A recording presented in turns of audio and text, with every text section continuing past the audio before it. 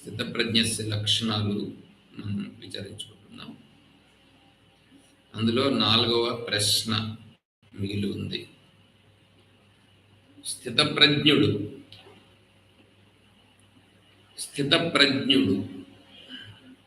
భగవంతుడు చెప్తాడది స్థితప్రజ్ఞుడు. అంటే స్థితప్రజ్ఞుడు కావడం సన్యాసి స్థితప్రజ్ఞుడు అవుతాడా, లేక గృహస్థుడు కూడా స్థితప్రజ్ఞుడు కావచ్చునా? ఎవరైనా కావచ్చు.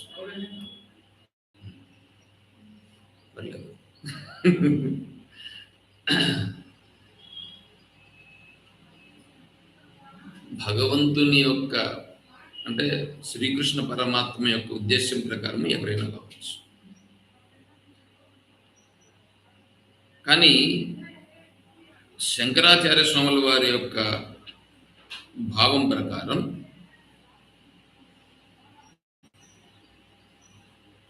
సంసారంలో ఉన్నటువంటి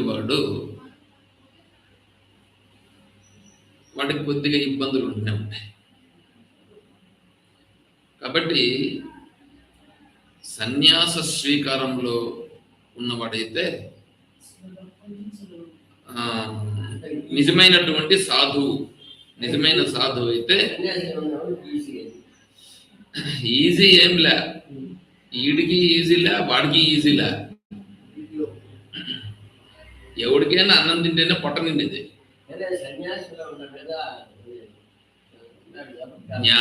దాంట్లో నిజం మాట్లాడితే నిష్ఠూరం అవుతుంది. నిజం మాట్లాడితే నిష్ఠూరం, సన్యాసులకు నిష్ఠూరం అవుతుంది, గృహస్థులకు నిష్ఠూరం అవుతుంది. అందుకనే అద్వైత వేదాంతం అనేటువంటిది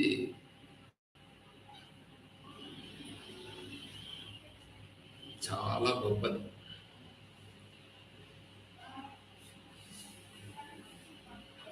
సన్యాసులకు కష్టమే నిజం మాట్లాడితే. అదేవిధంగానే ఆ కుర్చీ ఇట్లేసాను ముందుకి కృష్ణమూర్తి గారు, మీరు కూర్చోండి. చూడండి, ఇప్పుడు ఈ శ్లోకాలు వస్తాయి, అదే విషయాలు వస్తాయి, దాని గురించి చెప్తాను. మొదటి ప్రశ్న ఏంటి? స్థితప్రజ్ఞస్య కా భాష. స్థితప్రజ్ఞుడు, స్థితప్రజ్ఞ. ఇక్కడ సన్యాసి అని అనలేదు, గృహస్థుడు అని అనలేదు, స్థిత ప్రజ్ఞ. ప్రజ్ఞ అంటే జ్ఞానం. ఏమి జ్ఞానము? ప్రకృష్టమైన జ్ఞానం. అసలు స్థితప్రజ్ఞ అంటేనే అర్థం కావాలా. కొన్ని స్థితప్రజ్ఞ అంటే మీకేం అర్థమైందో చెప్పండి.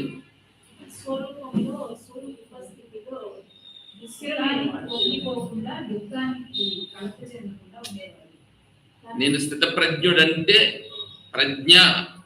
స్థితప్రజ్ఞ అంటే ఏంటి?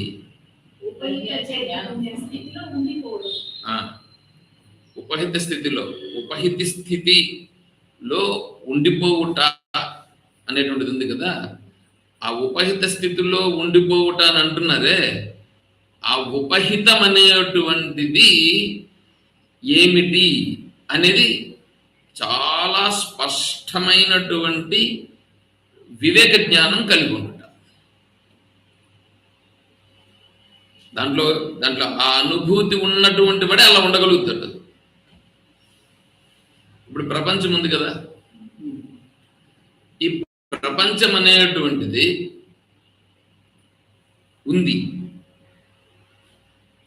ఉంది ఎవడికి? అవిద్య కలిగిన అవిద్యా స్వరూపునికి ప్రపంచం ఉంది. ఆత్మజ్ఞానికి ప్రపంచం లేదు. ఇంకేముంది?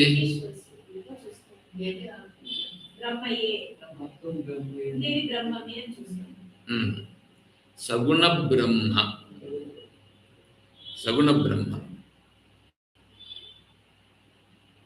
ఇప్పుడు మాట్లాడింది ఉపహిత చైతన్యం అన్నాగా. ఉపహిత చైతన్యం అన్నటువంటి స్థితిలో ఈ సగుణ బ్రహ్మ కూడా లేదు. ఉపహిత చైతన్యంలో సగుణ బ్రహ్మ కూడా లేదు. అర్థమవుతుంది కదా నేను మాట్లాడతానండి భాష. దాన్ని ఏమంటారంటే ప్రపంచం అనేటువంటిది అజాతం, పుట్టలేదు.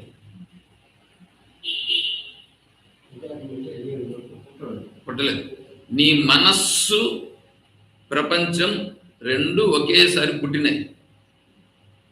నీ మనస్సు ప్రపంచం రెండు ఒకేసారి పుట్టినాయి. ఇప్పుడు మనస్సు వస్తేనే ప్రపంచం ఉంది. అంటే ప్రపంచం ఉండి మనస్సు చూస్తా ఉంటే ప్రపంచం ఉందని అట్లా కాదు.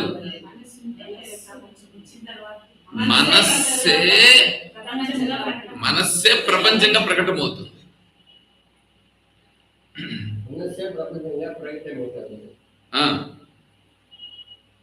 ఈ మనస్సే ప్రపంచంగా ప్రకటమైంది. ఆ మనస్సు ఎక్కడి నుంచి వచ్చింది అంటే సంస్కారాల నుంచి వచ్చింది అని అనొచ్చు. సంస్కారాల నుంచి మనస్సు వచ్చింది. ఇంకా మనం పంచీకరణ లేకపోతే సమిష్టి సాత్వికాంశం నుండి మనస్సు పుట్టింది. ఇప్పుడు సమిష్టి సాత్వికాంశం నుంచి కూడా అసలు సమిష్టి వ్యష్టి అనేటువంటిది కూడా అది సగుణ బ్రహ్మ నుంచి కదా వచ్చింది. కానీ ఇప్పుడు వీడెవడు ఉపహిత చైతన్య స్థితిలో ఉన్నటువంటి వాడు. ఉపహిత చైతన్య స్థితిలో ఉండేవాడికి ఇదంతా కూడా లేదు అసలుకి. ఈ మనస్సు వచ్చినప్పుడే ఇది ఉంది. ఈ మనస్సు అనేటువంటిది అసలు ఉపహిత చైతన్యం అనే దీంట్లోకి పోయినప్పుడు ఇంక ఇది కూడా లేదు. అతని దృష్టిలో నేను మాట్లాడుతున్నా. అతని దృష్టిలో ఇప్పుడు ఉపహిత చైతన్యం, ఈ ఉపహిత చైతన్య స్థితిలో ఉన్నప్పుడు అతనికి ఈ మనస్సు అనేటువంటిది ప్రకటమవుతుంది, ప్రారంధానుసారంగా ప్రకటమవుతుంది. ప్రారంధానుసారంగా ఆ సంకల్ప వికల్పాలను అనుసరించి అది వచ్చింది. ఏది మనస్సు. ఆ సంకల్ప వికల్పాలు ఉండేటువంటి సంస్కారాలను అనుసరించి ఆ మనస్సు ప్రకటమయ్యింది. ఆ మనస్సు ప్రకటన కావడమే ఈ ప్రపంచం. ఆ తర్వాత ఈ సంకల్ప వికల్పాలుగా కూడా ఉండేటువంటి సంస్కారాలు కూడా ప్రకటమవుతుంది చూడు. అది ఆ సంకల్ప వికల్పాలనేటువంటి వాసనలతో కూడింది ప్రకటన కావడం కూడా జ్ఞానమా లేకపోతే జ్ఞానం కాకుండా వేరేనా? జ్ఞానమే. జ్ఞానం అంటే చితే. అంటే ఇప్పుడు చిత్తు ఉందా, మనస్సు ఉందా? చిత్తు ఉంది. మరి చిత్తు ఉన్నప్పుడు మనస్సు ఎక్కడుంది? మరి చితే కదా. మరి చితే మనస్సుగా అయింది, మనస్సే ప్రపంచమైంది. అంటే ప్రపంచంగా ప్రకటమవుతాండేది ఏంది? చితే. ఆ చితే ఏంది? నేనే. అంటే ఇప్పుడు ఉన్నదేమిటి? నేనే ఉన్నా. నేనే ఉన్నది నేనే, ప్రకటమవుతున్నది నేనే. అయితే అప్పుడు ఇవన్నీ ఈ చింత చెట్టు, ఈ నెల్లి చెట్టు, ఈ మర్రి చెట్లు, ఈ మనుషులు ఇవన్నీ కనిపించవా? కనిపిస్తాయి. కానీ వారి దృష్టిలో ఎలా ఉంటుందంటే ఈ ఉపహిత చైతన్య స్థితిలో తను ఉంటూ ఈ వివేక జ్ఞాన బలము చేత తన ప్రారంధంలో ఉండేటువంటి సంస్కార విశేషములు చిత్త రూపంగా కనిపిస్తూ ఈ చిత్తము రూపమే ఈ విషయాలుగా ప్రకటింపబడుచున్నది అని ఉన్నాడు. ఇతని జ్ఞానం ఉందే, ఇది ప్రజ్ఞ. అది అది స్థిరమైపోవడం. అంటే జ్ఞానం ఇప్పుడు అందరికీ కలుగుతాండేది కూడా జ్ఞానమే. మీకే కాదు, రోడ్లో ఉండే వాళ్ళకు కూడా, ఎక్కడుండే వాళ్ళకు కూడా కలుగుతాండేది అంతా కూడా జ్ఞానమే. చతుర్ముఖేంద్ర దేవేషు మనుష్య అశ్వ గవ ఆదిషు. చూడండి, చతుర్ముఖ బ్రహ్మదేవులు మొదలుకొని దేవతలు, మనుష్యులు, రాక్షసులు, జంతువులు, పశువులు, కుక్కలు, తర్వాత చిన్న క్రిమి కీటకాదులు, చీమలు, ఇవన్నీ కూడా ఇవన్నీ తెలుసుకుంటున్నాయిగా, అవన్నీ తెలుసుకుంటున్నాయి కదా. ఆ తెలుసుకుంటూ ఉండేది జ్ఞానం. అంటే అవన్నీ ప్రారంధం రూపంగా ఉన్నాయి వాటి అంతఃకరణం. ఆ అంతఃకరణము ఈ చితే ఆ రూపంగా ప్రకటింపబడి అవి తెలుసుకుంటున్నాయి.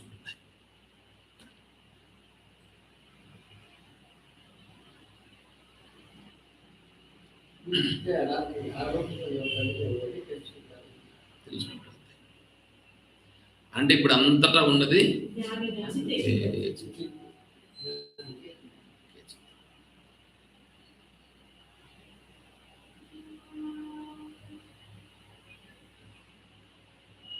జరా మరణ నిర్ముక్తాః సర్వే ధర్మా స్వభావతః. జరా మరణ నిర్ముక్తాః. నిర్ముక్తాః. జర ముసలితనం, మరణం, ఇవి రెండు నిర్ముక్తః. అవి లేవు. లేవు ఎవరికి? సర్వే ధర్మాః. సకల జీవులకు. ఎవరికి ఎవరికి ముసలితనము లేదు, మరణము లేదు. స్వభావతః.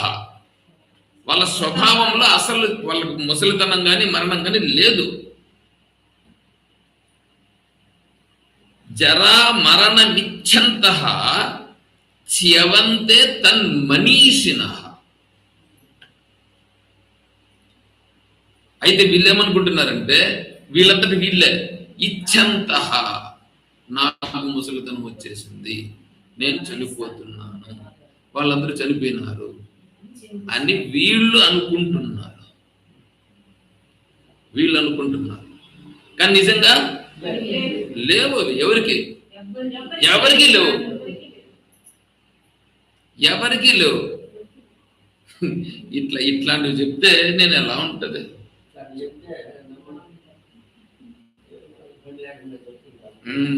అది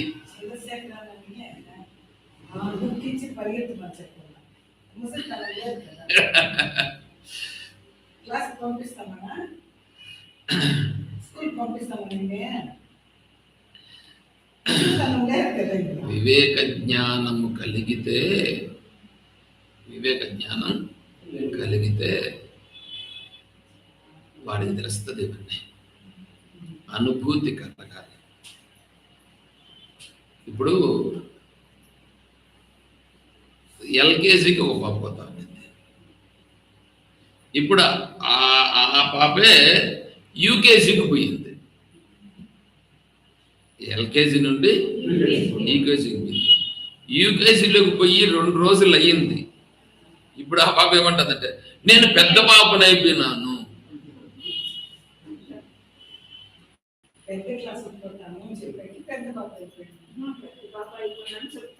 నేను పెద్ద పాపను అయిపోయినా అంటే అర్థం ఏంటి? ఆ పాప దృష్టిలో ఇంతకు ముందు ఆ చిన్న క్లాస్ లో ఉండినాను, ఇప్పుడు ఈ క్లాస్కి వచ్చినానంటే నేను పెద్దదాన్ని నేనే కదా. అయినట్లు ఉన్నా కాదు ఉద్దేశం. ఇప్పుడు మీరు మీ ఉద్దేశంలో ఆ పాప చెప్పే మాటలు మీరు ఎలా తీసుకుంటారు? తీసుకొని నవ్వుతారు, సంతోషపడతారు. ఎందుకంటే పెరిగినాను అనేటువంటి భావన ఆ పాప ప్రకటన చేస్తా ఉందిగా. అంటే అందులో ప్రకటమవుతుంది కదా. అంటే అక్కడ ఒక స్థాయిలో నుంచి ఇంకో స్థాయిలోకి వచ్చినాను అనేటువంటి తెలుస్తుంది. కానీ నీకు తెలుసు ఏమని?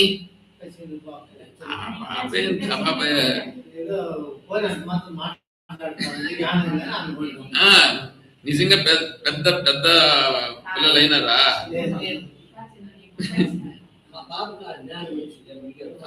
అంటే ఆ పాప కొంచెం పెరిగినాను, తెలుసుకుంటున్నాను అనేటువంటి ఆ వివేకం ప్రకటమవుతుందిగా.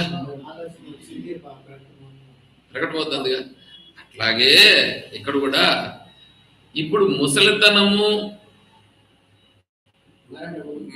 పిల్లలు, ఈ యుక్త వయస్సు, ఇవన్నీ ఉన్నాయే, ఇవన్నీ ఎవరికి?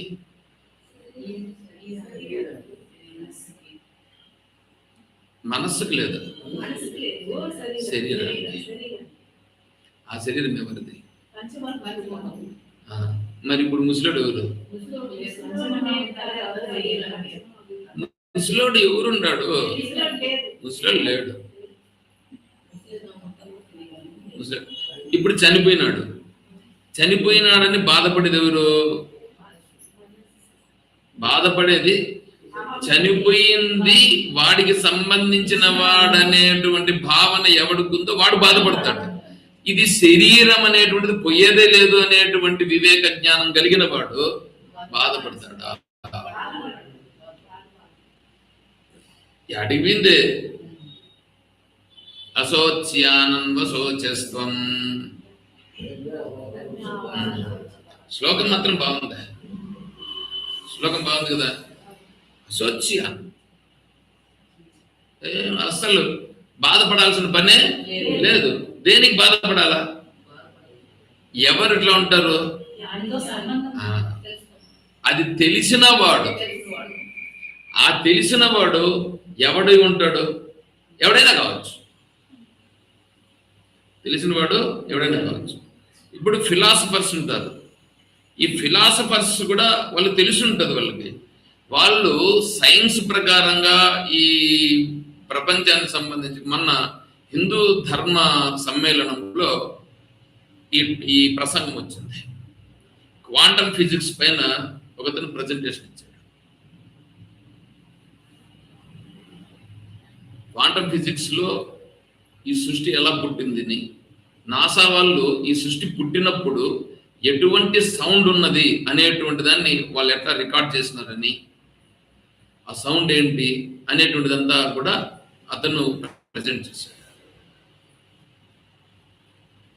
అంత బాగుంది, బాగానే ఉంది.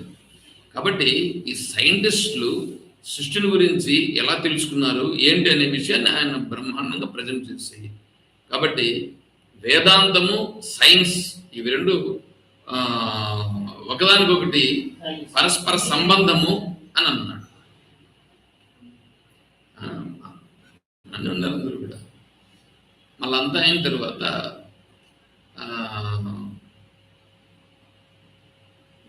అక్కడ అధ్యక్షతలో ఉన్నటువంటి స్వామీజీకి దీనిపైన కంక్లూషన్గా మీ అభిప్రాయాలు, అంటే 3 సెషన్లో జరిగిన దాని గురించి కంక్లూషన్గా మీ అభిప్రాయం కొద్దిగా చెప్పండి అని ఆ స్వామీజీ తీసుకున్నారు. అంటే ముగ్గురు, ముఖ్యంగా 2 ఒక రకంగా చెప్పారు, ఇంకా మెయిన్ స్వామీజీ తీసుకున్నారు. క్వాంటమ్ ఫిజిక్స్ అనేటువంటి దాన్ని కనుక్కునేదంతా కూడా 150-200 సంవత్సరాలు, లేదా ఇంకా ఒక 250 సంవత్సరాలు కూడా వేసుకోండి మీరు. స్వామీజీ చెప్పింది క్వాంటమ్ ఫిజిక్స్ అనేటువంటిది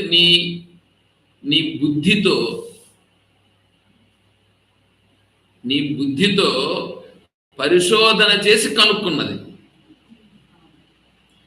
నీ బుద్ధి కంటే కూడా ముందు ఒకటి ఉంది. నీ బుద్ధి కంటే కూడా ఉంటుంది. బుద్ధిని తెలుసుకుండేది అది. దానిని చెప్పింది వేదాంతం.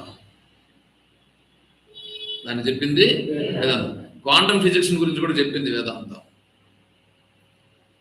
మీరు దాన్ని స్టడీ చేయండి. కేవలం క్వాంటమ్ ఫిజిక్స్ పైకి వెళ్ళి ఇది 150 సంవత్సరాలు 200 సంవత్సరాలుగా ఉందనేసి దీనికోసం అనేసి మీరు పెద్దగా ఇది చేస్తున్నారు. సంతోషం, మంచిదే, కాదని చెప్పట్లేదు. కానీ ఇది సైన్స్ ప్రకారం తెలుసుకొని ఇలాగే వీళ్ళుంటే దీనికంటే కూడా ఉన్నతమైనటువంటిది, సహజమైనటువంటిది ఏదైతే ఉన్నదో దానిని అనుభవంలోకి తెచ్చుకున్నటువంటి ఆ మహర్షుల యొక్క స్థితి ఎటువంటిది? గుమ్ అంటే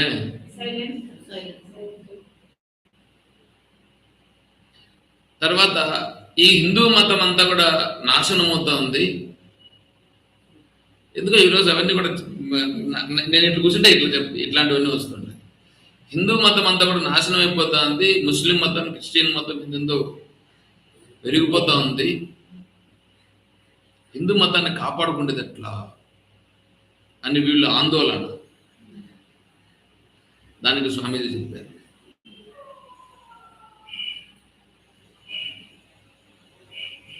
సనాతన ధర్మం. సనాతన ధర్మం అంటే ఏమనుకుంటున్నారు మీరు? సనాతన ధర్మం అంటే ఈ సకల బ్రహ్మాండమంతా దేని వలన నిలబడి ఉన్నదో అది, దాని గురించి తెలియట. ఇప్పుడు దీంట్లో ఎవరెవరున్నారు? అందరూ ఉండరు. ఇప్పుడు సాధువుగా ఉండేవాడు, నేను ఇదే రాసిచ్చినాను, నేను లెటర్లో ఇదే రాసిచ్చినాను, స్వామీజీ కూడా ఇదే మాట చెప్పినారు. నేను లెటర్లో రాసిచ్చింది ఈ మాట రాసిచ్చాను నేను, స్వామీజీ కూడా ఇదే మాట చెప్పారు. ఇప్పుడు ఏంటంటే, ఇప్పుడు హిందువులు, ముస్లింలు, క్రిస్టియన్లు అనేటువంటి భావన ఎవరికి ఉంటుంది? వీడికి ఈ సనాతన ధర్మము తెలియని వాడుకుంటుంది. ఇది సనాతన ధర్మము తెలియని వాడికి వీళ్ళు హిందువులని, వీళ్ళు ముస్లింలని, వీళ్ళు క్రిస్టియన్లనే భావన ఉంటుంది. సనాతన ధర్మం అనేటువంటి వివేక జ్ఞానం కలిగిన వాడికి వీళ్ళందరూ ఎవరు? అందరూ దీంట్లో ఉండేవాళ్ళు. సనాతన ధర్మం, ఆ సనాతన ధర్మం అనేటువంటి స్థితిలో ఉండుట అనేటువంటిది మన ధర్మం. ఇప్పుడు నా ధర్మము నశించిపోతా అందని మీరెందుకు అనుకుంటారు? మీ ధర్మాన్ని మీరు పాటించండి, మీ ధర్మాన్ని మీరు పాటించండి. నా ధర్మాన్ని నేను పాటిస్తున్నా. ధర్మాన్ని పాటించండి, పాటించండి, పాటించండి కాదు, నేను ధర్మంగా ఉన్నానా, నేను సనాతన ధర్మంగా ఉండానా, అది చూడు ఫస్ట్. నేను సనాతన ధర్మంగా ఉన్నానంటే అర్థం ఏంటంటే సర్వము సనాతనంగా ఉన్నట్లే. ఒకతను కృష్ణదేవరాయలు దగ్గర మంగళవాడు పనిచేసేవాడు. మంగళవాడు ఏం చేస్తాడు? షేవింగ్ చేస్తాడు. ప్రతిరోజు ఉదయం లేచి కృష్ణదేవరాయలకి షేవింగ్ చేయాలి ప్రతిరోజు. వీళ్ళు ఇప్పుడు డైలీ షేవర్స్ వీళ్ళు అయిపోయినారనుకో, వారు వచ్చి చేసేవారు. సరే, రోజు వస్తున్నాడు అతను, షేవింగ్ చేస్తున్నాడు. ఏమబ్బా ఎలా ఉంది రాజ్యం అంతా, ఎట్లా ఉంది?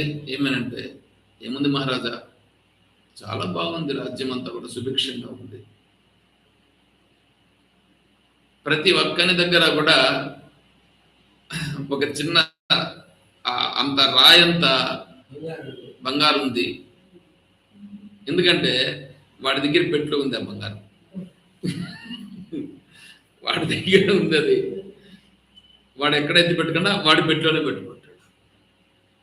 కాబట్టి రాజ్యం అంతా సుభిక్షంగా ఉంది రాజా, ఏమీ ప్రాబ్లం లేదు, సమస్య. ఇట్లా ప్రతిరోజు వచ్చినప్పుడు అంత అడిగితే కూడా అంత బాగుంది మహారాజా, అంత బాగుంది మహారాజా. రాజుకు ఒక రోజు డౌట్ వచ్చింది, ఎట్లా అంటానండి. మంత్రిని అడిగితే అది సమస్యలు, ఇది సమస్యలు, ఇట్లా ఎట్లా అంటాడు. సరే, మంత్రికి చెప్పినాడు, ఈయన ఇట్లా అంటా ఉన్నాడే, ఏంటిది పరిస్థితి అని అడిగాడు. సరే రాజా, నాకు 2 రోజుల టైం ఏంటి మంత్రి. వీడు ఎందుకంటున్నాడు, ఏమన్నాడు గమనించినాడు. ఏముంది మహారాజా, ప్రతి ఒక్కరి దగ్గర ఒక రాయంత బంగారం ఉంది, కాబట్టి అందరూ హాయిగానే ఉన్నారు. ఈ మంత్రి ఏం చేశాడంటే ఆ బంగారంను అపహరించేటట్లుగా చేశాడు, వీడికి తెలియకుండా బాక్స్. అంతే. మరుసటి రోజు షేవింగ్కి రావాలిగా, షేవింగ్కి వచ్చినాడు. మామూలుగా రాజు అడిగినాడు, కృష్ణదేవరాయలు షేవింగ్ చేస్తాడు, ఏమబ్బా ఎలా ఉంది రాజ్యం అంటే, ఏమి చెప్పమంటారు మహారాజా, రాజ్యం అంతా దివాలా తీసినట్లుగా అంతా పోయింది మహారాజా. ఎవరిని చూసినా బంగారం లేదు అని దగ్గర.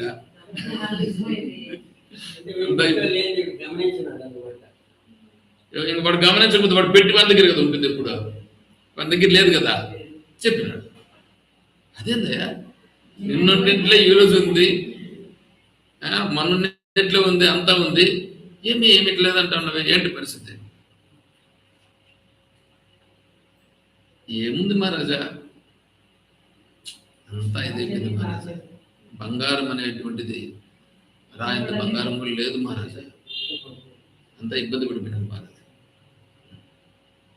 అప్పుడు మంత్రి గారు ఆ రాయిని తీసుకుని వచ్చి వీడి దగ్గర ఇచ్చినాడు. ఇస్తానే పెట్టుకున్నాడు, అబ్బా దొరికింది నా రాయి, నా బంగారు రాయి దొరికింది అని చెప్పేసి తీసుకొని సంతోషపడిపోతూ ఉన్నాడు. మళ్ళీ కొంచెం తర్వాత మళ్ళీ రాజు అడిగాడు, ఏమయ్యా ఎట్లుంది? పర్లేదు మహారాజా అన్నాడు అనమాట. ఇప్పుడు ఈ దీన్ని ప్రకటిస్తున్నాడంటే దేన్ని బట్టి వచ్చింది? అతను ప్రకటించుకుంటున్నాడు ఎక్కడ, అంతే. కాబట్టి నా ధర్మానికి ఎటువంటి లోటు లేదు, డిసైడెడ్. ఎంత ఇదంటే నేను సేమ్ అదే పాయింట్ పెట్టి రాసిచ్చాను, కానీ మన మాట ఎవరు, మనం ఏమైనా పెద్ద ఇదా? మన పరిస్థితి ఏం చెప్పండి. కాబట్టి ఈ స్థితిలో మాట్లాడాలంటే హిందువులని, ముస్లింలని, క్రిస్టియన్లని భేదభావాన్ని ఏమన్నా చెప్పారు అక్కడ? ఆ మహాత్ముడు చెప్పలేదు. మిగతా వాళ్ళు అట్లుండరు. ఈ బయట ఉండేవాళ్ళు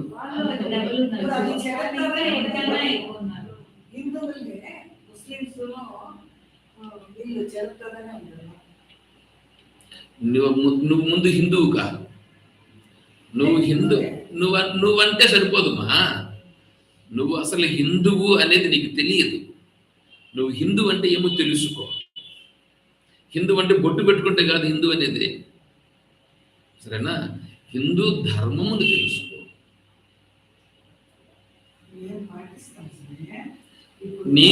నువ్వు హిందువని నీకు తెలియదు చెప్తున్నా కదా నేను. నువ్వు హిందువని నీకు తెలియదు, నువ్వు హిందూ మతంలో పుట్టినాను అనుకుంటున్నావు. అర్థమవుతుందా? నేను పాటిస్తాను. ఏంది పాటిస్తున్నది? నువ్వు దేవాలయానికి పోయేది, దేవునికి పూజ చేసేది, బొట్టు పెట్టుకునేది ఎవరు?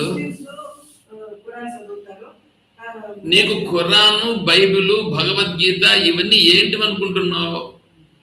నీ మనస్సు పెట్టినటువంటి మత గ్రంథం. నువ్వు శాస్త్రాన్ని విను, శాస్త్రాన్ని తెలుసుకో. శాస్త్రం తెలుసుకుంటే అప్పుడు నీకు రోజు రోజుకు తెలుస్తూ వస్తుంది. తర్వాత నువ్వు ఆత్మస్వరూపం అంటే ఏందో తెలుసుకోవాలి, ఆత్మానుభూతిని పొందాలి. ఎప్పుడు ఆత్మానుభూతిని పొందుతావో అప్పుడు నీకు తెలుస్తుంది అన్నమాట.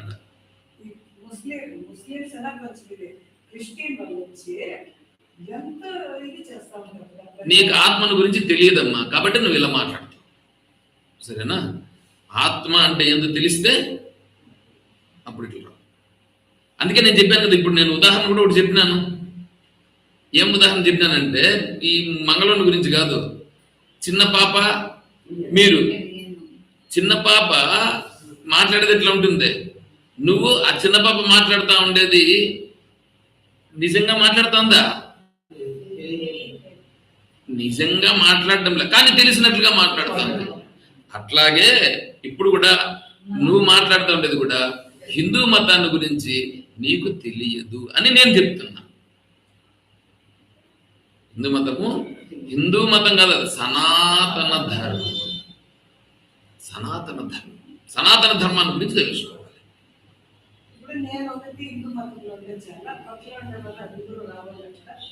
నువ్వు నీకు ఆకలి అవుతుందని అనుకో, నీ ఆకలి తీరాలంటే ఎవరేం చేయాలా?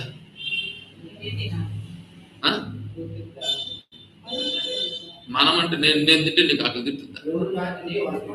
మనము నన్ను ఎందుకు గెలుపుతావు? ఎవడికి ఆకలి అయితే వాడు తినాలి, వాడి ఆకలి తిరుగుతుంది. అలాగే నువ్వు సంతోషంగా ఉండాలి, నువ్వు శాంతిగా ఉండాలంటే నువ్వు తెలుసుకోవాలి. హిందూ మతాన్ని గురించి నువ్వు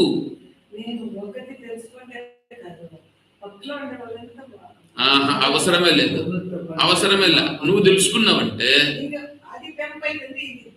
నీకు అవసరం లే. అది దాని పని చూడాల్సింది ఎవరు? దాని పని చూడాల్సిన వాళ్ళు వేరే వాళ్ళు ఉన్నారు. ఇప్పుడు గజేంద్ర మోక్షం కథ నీకు తెలుసా? గజేంద్ర మోక్షం కథ తెలుసా? గజేంద్రుడు మొసలి నోట్లో పట్టుబడినాడు. మొసలి పట్టుకునింది. మొసలి పట్టుకుంటే ఈయన ప్రార్థిస్తున్నాడు. ఎవరు? గజేంద్రుడు. రావే వరద సంరక్షకు భద్రాత్మక అని అన్నాడు. లోకంబులు లోకేశులు తెగిన తుదిని అలోకంబకు పెంచీకటికి అవ్వల ఎవ్వండు ఏకాకృతి వెలగుచుండు అవ్వానిని ఆత్మభవున్ శరణంబు వేడదన్ అన్నాడు. ఈ విషయాన్ని ఇంద్రుడు విన్నాడు. ఇంద్రుడికి వినిపించింది. వచ్చినాడా? రాలేదు. తర్వాత బ్రహ్మదేవుడు విన్నాడు. వచ్చినాడా? రాలేదు. శివుడు వచ్చినాడు. శివుడు విన్నాడు. వచ్చినాడా? రాలేదు. విష్ణువు విన్నాడు. విన్న వెంటనే ఏం చేసినాడు? వినినవాడు ఎట్లా ఉన్నాడో అట్లే లేచినాడు. ఎట్లా ఉన్నాడు అట్లే లేచాడు. అవునా? సిరికింజెప్పడు శంఖ చక్ర మంచేదో సంతింపడు. లాస్ట్కు ఆ చేతికి చుట్టుకో అన్నాడట. కొంగును కూడా విడిచిపెట్టలేదు. చూడండి, ఎందుకు వారు వచ్చారు అంటే వీళ్ళందరికీ ముసలిని చంపేంత సామర్థ్యం కూడా లేదా? మరి వీళ్ళందరూ వాళ్ళు కాదా? అందుకే నీకు నేను చెప్తాండేది, నీకు హిందూ ధర్మం గురించి నీకు తెలియదు, తెలుసుకో. అర్థమవుతుందా? అంటే ఏంటంటే అందరికీ ఆత్మభవుడు అనేటువంటిది ఒకటి ఉంటుంది. సరే, దీంట్లో సృష్టికర్త, స్థితి, ప్రళయము అని ఉంటాయి. సృష్టి స్థితి ప్రళయాలు అనేవి ఆడ కథ రూపంగా చెప్పినారు. ఆ కథ రూపంగా చెప్పిందే మనకు అర్థం కాల. ఇంకా నేను చెప్పే వేదాంతం ఎక్కడ అర్థమవుతుంది? నా తలకాయ నొప్పి ఏంటంటే ఇట్లాంటివి నేను మాట్లాడేటివి ఇట్లా మాట్లాడతాను. ఈ స్థిత ప్రజ్ఞస్య లక్షణాల గురించి శంకరాచార్య స్వామి వారు రాసింది ముముక్షు గురించి రాశాడు. కొన్ని ప్రదేశాల్లో ముముక్షు ప్రయోగం చేశాడు. నేను అసలు ముముక్షు ప్రయోగాన్ని గురించి నేను మొన్న చెప్పినాను. బ్రహ్మవిధుడు, బ్రహ్మవిద్వరుడు, బ్రహ్మవిద్వరీయుడు, బ్రహ్మవిద్వరిష్ఠుడు చెప్పాను. అసలు వాళ్ళు ముముక్షులే కాదు. నిజంగా నేను మాట్లాడేది ఎట్లా ఉంటుంది, ఆచార్యుల వారు మాట్లాడుతుండేది ఎట్లా ఉంటుంది అంటే ఏంటంటే, ఇక్కడ ఏమవుతుందంటే శంకరాచార్య స్వాముల వారు రాసింది బ్రహ్మానందగిరి స్వాముల వారు ఆ మహాత్ములు రాశారు. ఇవి ఎలా ఉంటాయంటే నీకు తత్వాన్ని గురించి నీకు ఇప్పుడు నేను ఆత్మస్వరూపము. ఏమండి? నేను ఆత్మస్వరూపం. నేను ఆత్మస్వరూపం. ఇప్పుడు ఇది మీకు తెలిసిందని అనుకోండి. నేను ఎవరికి వాళ్ళకే నేను ఆత్మస్వరూపం తెలిసిందండి. నేను ఆత్మస్వరూపం అని మీకు తెలిస్తే మీరు శాంతిగా ఉండగలరా? మీ అంతటా మీకే నేను చెప్తా. నేను అడుగుతాను ప్రశ్న. నేను ఆత్మస్వరూపం మీకు తెలిసింది, శాంతిగా మీరు ఉండరు.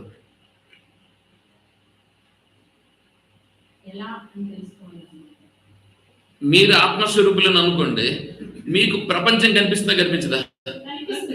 ప్రపంచం కనిపిస్తుంది కదా. ప్రపంచంలో ఉండే విషయాలపైన ఎటువంటి భావన ఉంటుంది? ఎందుకుండదు? మీరు ఆత్మస్వరూపం అని తెలిసింది, మీరు ఆత్మస్వరూపులని తెలిసింది, కానీ ఇదంతా ప్రపంచం అని తెలుస్తుందా? మీకు వేరే అని తెలుస్తుందా? మీరు ప్రపంచం అని తెలుస్తా ఉన్నప్పుడు ప్రాపంచిక భావాలు ఉంటాయా? ఇంకా వేరే విధంగా ఉంటుందా? మరి ప్రాపంచిక ఏం తెలుసుకున్నావు? ప్రపంచ భావన కదా నీకుంది. ప్రపంచం తెలుస్తుంది కదా. ప్రపంచం తెలుస్తుంది, నువ్వు ఆత్మస్వరూపం తెలుస్తుంది, భగవంతుడు ఉన్నాడని తెలుస్తుంది.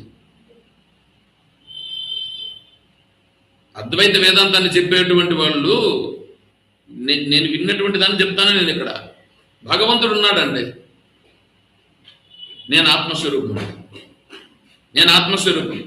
భగవంతుని అనుగ్రహం చేత మనమందరూ కూడా భగవంతుణ్ణి ఆశ్రయించాలి. మనమందరూ ఆత్మస్వరూపులు కావాలి. ఎంతలుంది మాట్లాడుతుంది? ఇది బాగుంది లేదా వినడానికి?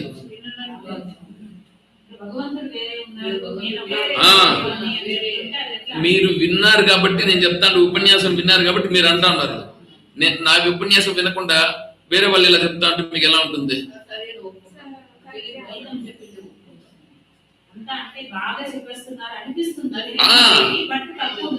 అద్వైత వేదాంతాన్ని చెప్పే వాళ్ళు చెప్తున్నారు ఇట్లాగా. అద్వైత వేదాంతాన్ని చెప్తా ఉండే వాళ్ళు ఇలాగ చెప్తున్నారు. నేను అది చెప్తున్నా, అందుకోసం చెప్తున్నా. నేను అట్లాంటి వాళ్ళందరినీ నా మనస్సులో దృష్టిలో పెట్టుకుని వాళ్ళందరి పైన దాడి చేస్తూ మీకు నేను అంటే ఇప్పుడు వాళ్ళు ఎదురుగా ఉంటే వాళ్ళ పైన దాడి చేసి నేను వాళ్ళందరినీ కూడా చీల్చేసేటట్లుగా చేస్తూ వాళ్ళను మిమ్మల్ని చూస్తూ మీ మనసుల్లోకి ఆ భావాలు నేను చెప్తున్నా. నేను అర్థమవుతుంది. అద్వైత వేదాంతాన్ని చెప్పే వాళ్ళని మీలో చూసుకుంటున్నాను. అంటే ఇప్పుడు చూడు, ఇప్పుడు మీరే అన్నారు, మీరే చెప్పేది సరిలేదని అన్నారు. నేను చెప్పింది సరిలేదని అన్నారు, కానీ చెప్పారుగా నువ్వు ఆత్మస్వరూపమే, బానే ఉంది. ప్రపంచము నీకంటే భిన్నంగా ఉందా లేదా? ప్రపంచం నీకంటే భిన్నంగా ఉంది. పోనీ సగుణ బ్రహ్మ అని అంటావు. సగుణ బ్రహ్మ అయినా నీకంటే భిన్నంగా ఉందా లేదా? భిన్నంగా ఉంది. మరి సగుణ బ్రహ్మ నీకంటే భిన్నంగా ఉన్నప్పుడు నువ్వు సగుణ బ్రహ్మను ఆశ్రయించవా? సగుణ బ్రహ్మను ఆశ్రయిస్తావు. అసలు సగుణ బ్రహ్మే లేదు, ఉండేది నేనే, నాకంటే వేరే వాడు లేడు. అసలు ఉన్నటువంటిదే నిష్ప్రతియోగి బ్రహ్మ.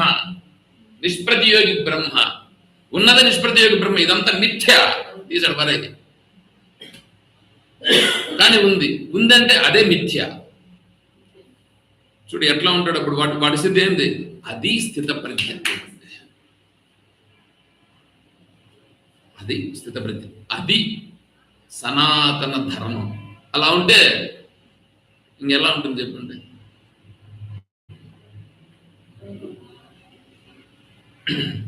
మీకు ఒక శ్లోకం వస్తుంది, లాస్ట్లో చెప్తా. సరే, ఇప్పుడు కిమాసీత ఇంతవరకు ఉదయం చెప్పుకున్నాం. వ్రజేత కిం, వ్రజేత అంటే నడవడిక. ఆయన నడవడిక ఎలా ఉంటుంది? ఎవరి నడవడిక? స్థిత ప్రజ్ఞుని యొక్క నడవడిక. అంటే ఆయనకు ఆకలి ఉంటుంది, నిద్ర ఉంటుంది, శోకము మోహము అవి ఉన్నట్లుగా కనబడుతూ ఉంటాయి. ఆకలి దప్పిక ఎవరి ధర్మాలు? ప్రాణధర్మాలు, జీవన ధర్మాలు కాదు, ప్రాణధర్మాలు. ఆకలి దప్పులు ప్రాణధర్మాలు. వేదాంతం నువ్వు విన్నారు కదా. జరా మరణములు శరీర ధర్మాలు, శోకమోహాలు మనసు ధర్మాలు. విన్నాం కదా మనము. వేదాంత డిండిమం విన్నాం. వేదాంత డిండిమం విని అది పట్టాలిగా. ఇప్పుడు ఆకలి దప్పులు ఎవరికి? ప్రాణానికి. ప్రాణో నాహం, ప్రాణము నేను కాదు. ప్రాణం నేను కాదు అన్నప్పుడు ప్రాణానికైన ఆకలి దప్పులు ఎవరివి? అంతే, నాది కాదు ఇంకెవరిదో ఏమన్నా కానీ నాకు ఇంకా అవసరం లేదు. అయితే ఇప్పుడు ఆకలి దప్పిక అవుతుంది కదా? అవుతుంది. ఆ ఆకలి దప్పులకు అయినప్పుడు దానికి ఇప్పుడు తినాలన్నా వద్దా? తింటాడు. వస్తుంది, తింటాడు. ఎందుకంటే దాన్ని ఉపశమనం చేయాలి కాబట్టి తింటాడు. తర్వాత శరీరానికి శోకం మోహం కలిగింది. శోకం మోహం మనస్సు కలిగింది. మనస్సుకు శోక మోహం కలిగితే తను ఇప్పుడు ఎలా ఉన్నాడు? నిష్ప్రతియోగి బ్రహ్మ. తను ఉపహిత చైతన్యం. తను ఉపహిత చైతన్య స్థితిలో తను ఉన్నాడు కాబట్టి ఈ శోకమోహాలు కలిగింది ఎవరికి? మనస్సుకి. శోకమోహాలు మనసుకు కలిగినాయి. మరి మనసుకు కలిగినప్పుడు ఆ మనస్సు ఎవరు? ప్రారంధానుసారంగా వచ్చింది. ఆ ప్రారంధానుసారంగా వచ్చినటువంటిది ఆ ప్రారంధానుసారంగా వచ్చేది అనుభవిస్తోంది. ధరోవాచ భగవన్ పరమేశాన భక్తి రవ్యభిచారిణి ప్రారబ్ధం భుజ్యమానస్య అస్య ప్రారబ్ధం భుజ్యమానస్య. అతనిప్పుడు ప్రారబ్ధాన్ని భుజిస్తున్నాడు. కథం భవతి, ఎలా? ప్రారబ్ధాన్ని మాత్రం అనుభవించడం ఎట్లాగా? గీతా మహాత్మ్యం. ప్రారబ్ధాన్ని మాత్రం అనుభవించడం అంటే, ప్రారబ్ధాన్ని మాత్రం అనుభవించడం అంటే ఏంటి? ఇంకా రెండు ఉన్నాయి కర్మలు. ఇంకా రెండు కర్మలు ఏంటివి? ఆగామి సంచితములు, ఆగామి సంచితములు కథ ఇడిచిపెట్టే అంటే ఆయన దృష్టిలో అవి లేవు. ఆగామి సంచితములను లేకుండా కేవలము ప్రారంధమును మాత్రమే అనుభవించేటువంటి విధానం ఎలాగా?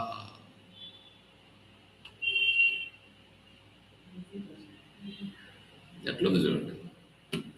శ్రీ విష్ణురువాచ ప్రారబ్ధం భుజ్యమానోపి గీతాభ్యాస రత సదా.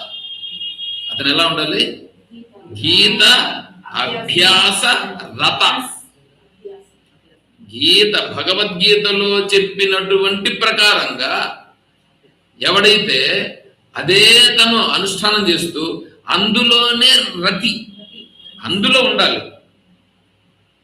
అతను సహా ముక్త, అతను ముక్తుడి. ఇప్పుడు అయిపోయింది. ప్రారంధం అనేటువంటిది ఇంకా ఆయనది కాదు.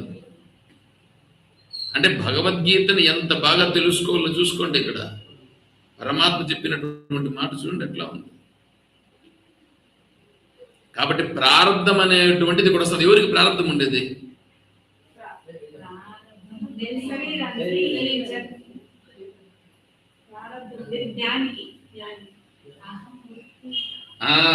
ఈ అహంవృత్తి కర్త భోక్త. కర్త భోక్త ఎవడైతే ఉన్నాడో ఆ కర్త ఎవడో, భోక్త వాడు. ఎవడు చేసుకున్నాడు వాడు అనుభవిస్తూ ఉన్నాడు, చేసుకొని ఉండేవాడు అనుభవించుకుంటున్నాడు. నేనెవడు? నేను ఉపైత చైతన్యం. నేను ఉపైత చైతన్యం. ఆడు చేసుకున్నాడు, వాడు అనుభవించుకుంటున్నాడు. అది పోతాను. దాని ప్రభావం ఇక్కడ జరుగుతూ ఉంది. దాన్ని నేను సాక్షిగా గమనిస్తున్నాను అంతే. అది స్థిత ప్రజ్ఞత్వం యొక్క స్థిత.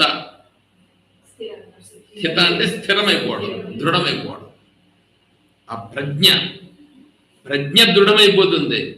ప్రజ్ఞ దృఢమైపోతే, నీకు ప్రజ్ఞ దృఢమైపోతే నేను శ్లోకంలోకి వస్తాను. శ్లోకంలోకి వస్తేనే ఇవి కొంచెం చెప్పడానికి వీలు.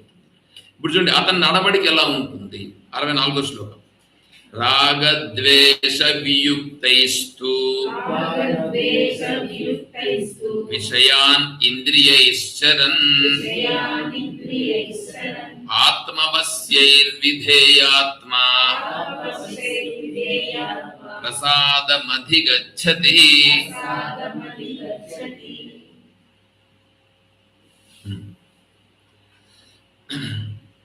రాగ ద్వేష వియుక్తైస్తు విషయాన్ ఇంద్రియైశ్చరన్.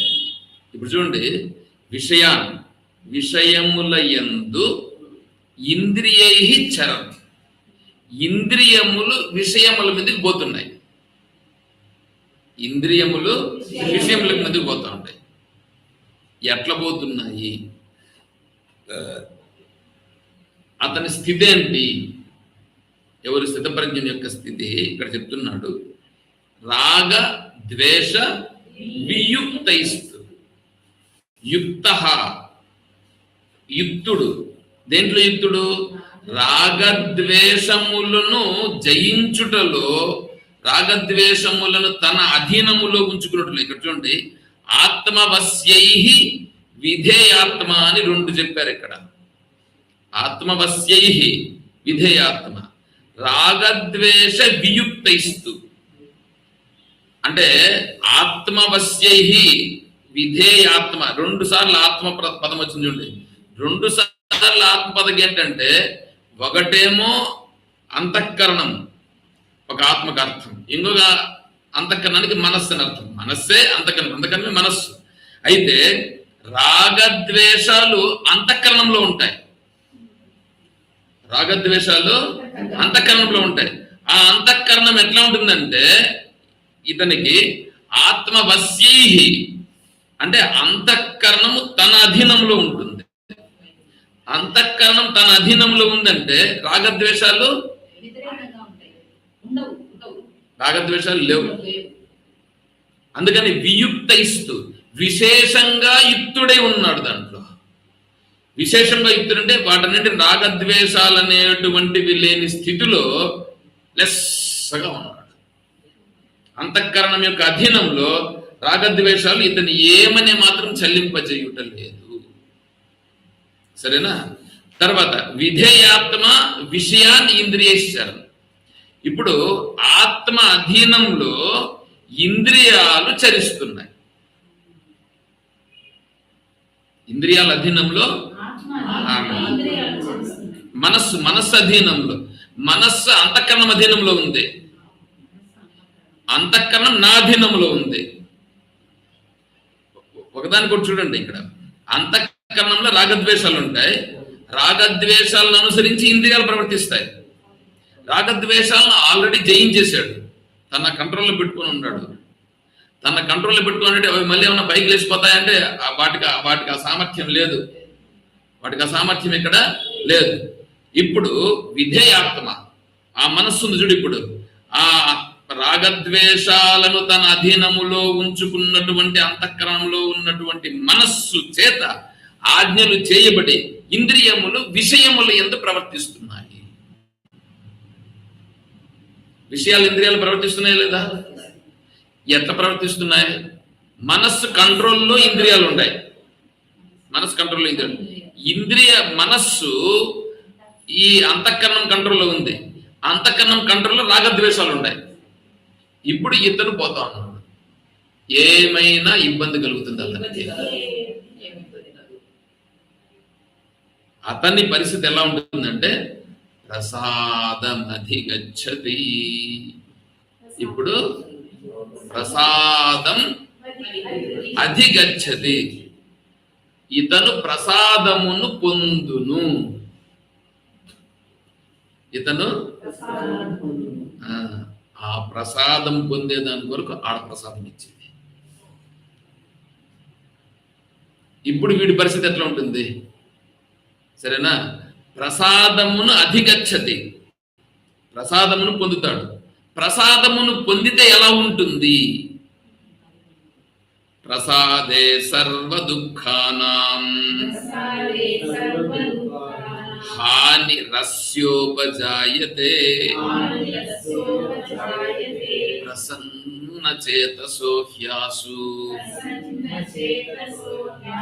బుద్ధి పర్యవతిష్ఠతే. ప్రసాదే, ఎప్పుడైతే ఆ ప్రసాదమును పొందినాడో, ప్రసాదమును పొందితే తింటాడు కదా, ఆ ప్రసాదమును పొందితే తినేటువంటి వాడు సర్వ దుఃఖానం హాని.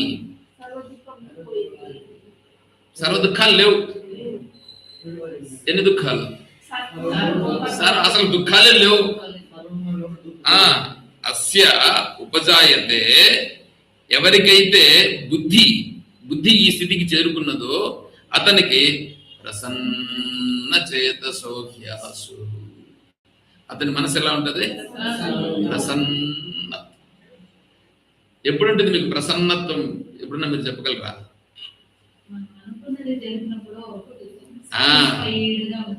మీరు ఎప్పుడైతే మీరు అనుకున్నదాన్ని ఫుల్ఫిల్మెంట్ అయిపోయేసేసి ఉంటుంది చూడండి, అప్పుడు మీకు తెలియకుండా మీలో నుంచి ఏదో ఒక పొంగి పొరలి, అది గానము రూపంగానో లేదా పక్కలో ఎవరైనా ఉంటే వాళ్ళతో పంచుకునేదో ఏదో విధంగా మీ దాన్ని ప్రకటించేస్తాను. పగలబడి నవ్వుటయో ఏదో ఒకటి చేయడు మీకు కలిగే ప్రసన్నత. ఇక్కడ అట్లా కాదు, ఎప్పుడు నిర్మలత్వం. ఆ నిర్మలత్వం ప్రకటమవుతుంది.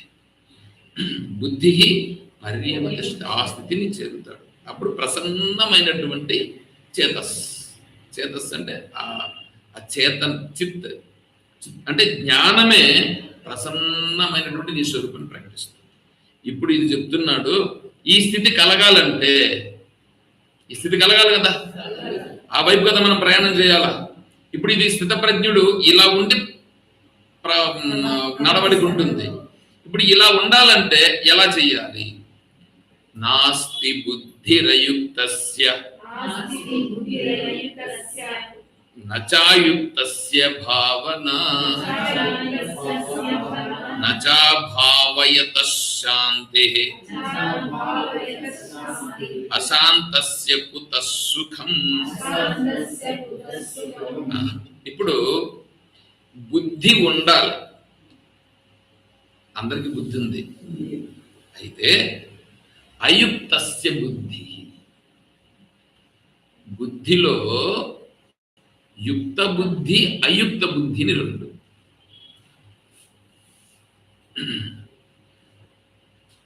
నచాయుక్తస్య భావన, ఇప్పుడు వాడి బుద్ధి పరిపక్వత లేదు. ఎందుకు పరిపక్వత లేదు? నచాయుక్తస్య భావన, వాడికి భావన యుక్తంగా లేదు.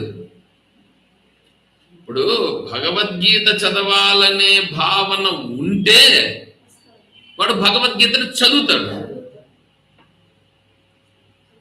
భావన ఉంటే చదువుతాడా? భావన లేకుండా చదువుతాడా? భావన ఉంటే చదువుతాడు. నచా భావ, భావమే లేదు. అప్పుడు నచా భావ శాంతి, ఇప్పుడు వాడికి శాంతి ఎక్కడ కలుగుతుంది? అశాంతస్య, శాంతి లేదు. కొత్త సుఖం, సుఖం ఎక్కడి నుంచి వస్తుంది? నీకు సుఖం తెలియాలంటే బుద్ధి పరిపక్వత ఉండాల. అవునా?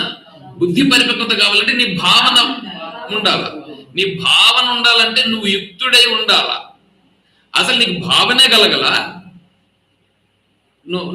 నువ్వు ఆ మార్గంలోకి పోవాలని అనుకోలేదు. ఆ మార్గంలోకి పోవాలని అనుకోకుండానే నీకు ఇంక శాంతిగా సుఖంగా ఉండాలంటే కుదురుతుందా?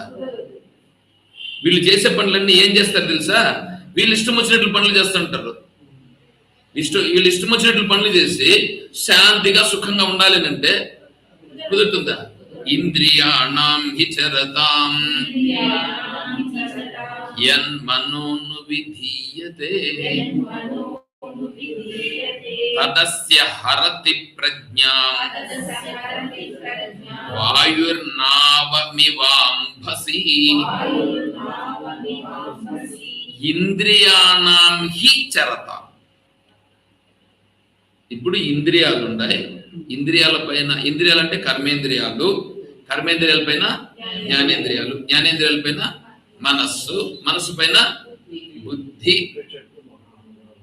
కదా, దానిపైన చైతన్యం. ఇప్పుడు ఇంద్రియములు, కర్మేంద్రియాలు జ్ఞానేంద్రియాలు చెప్పినట్లు వినాలా, జ్ఞానేంద్రియాలు మనస్సు చెప్పినట్లు వినాలి, మనస్సు బుద్ధి చెప్పినట్లు వినాలి, బుద్ధి చేతనాధీనంలో ఉండాలి. పైన స్థితప్రజ్ఞుడు అలా ఉన్నాడు, స్థితప్రజ్ఞుడు అలా ఉన్నాడని చెప్పినారుగా.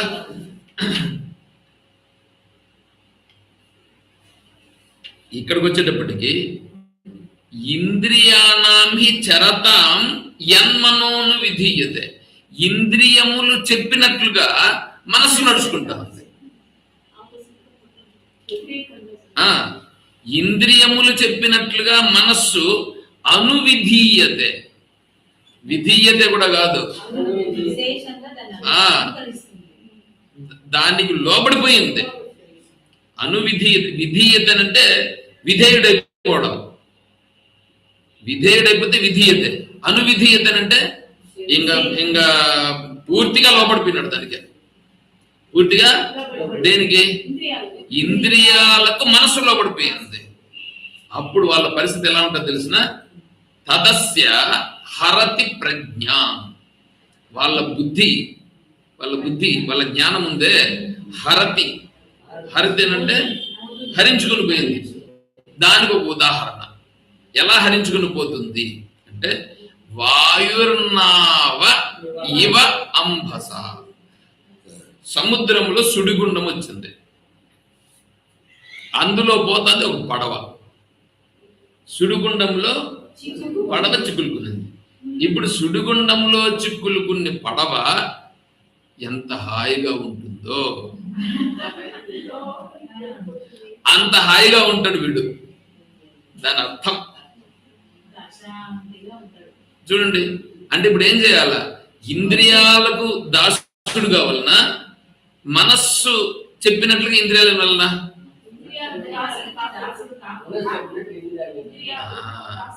మనస్సు కంట్రోల్లో ఇంద్రియాలు ఉండాలి. మనస్సు బుద్ధి కంట్రోల్లో ఉండాలి. బుద్ధి చేతన కంట్రోల్లో ఉండాలి. అర్థమవుతుందా? తస్మాద్యస్య మహాబాహో. హే మహాబాహో.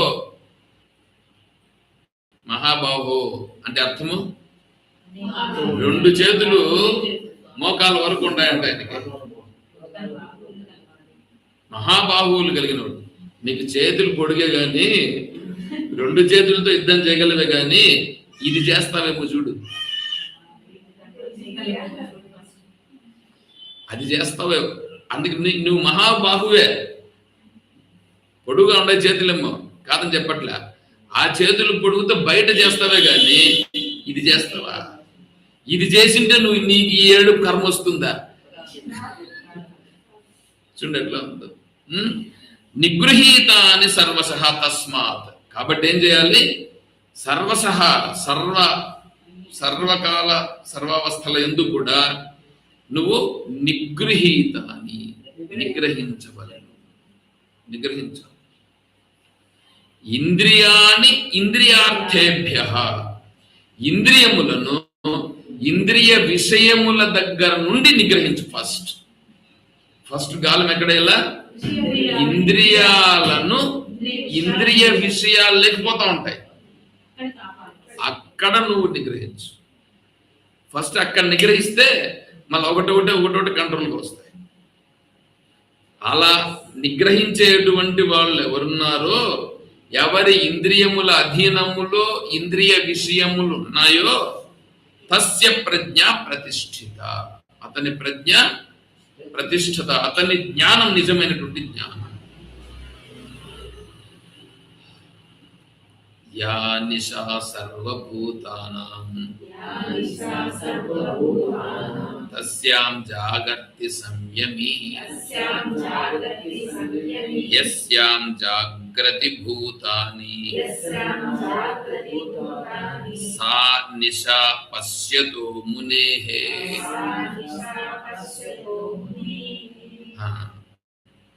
నిశా. నిశ అంటే రాత్రి. నిశ అంటే రాత్రి. జాగర్తి అంటే పగలు.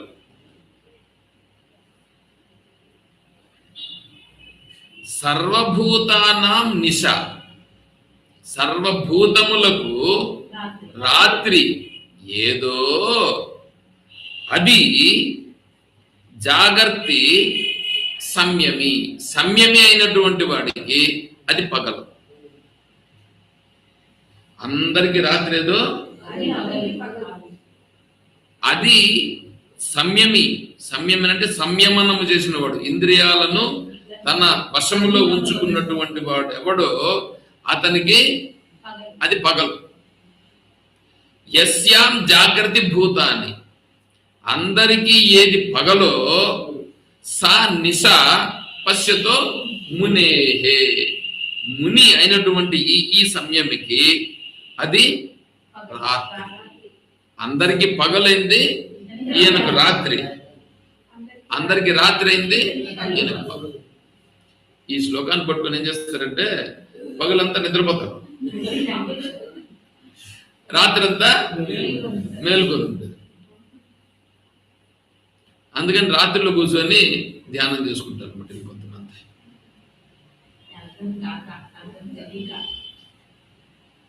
తెలియక. ఇక్కడ నిశ అంటే అవిద్యా విషయములలో పొర్లాడుతూ ఉండేటువంటి వాడు, మలిన అవిద్య, మలిన సత్వం, మలిన సత్వం, శుద్ధ సత్వం, రెండు చెప్పినాం కదా. మలిన సత్వంలో ఉండేటువంటి వాడు అవిద్య. ఈ అవిద్యా ప్రభావంలో ఉండేటువంటి వాడంతా ఇంద్రియ విషయాల్లో ప్రవర్తిస్తుంటాడు. కార్య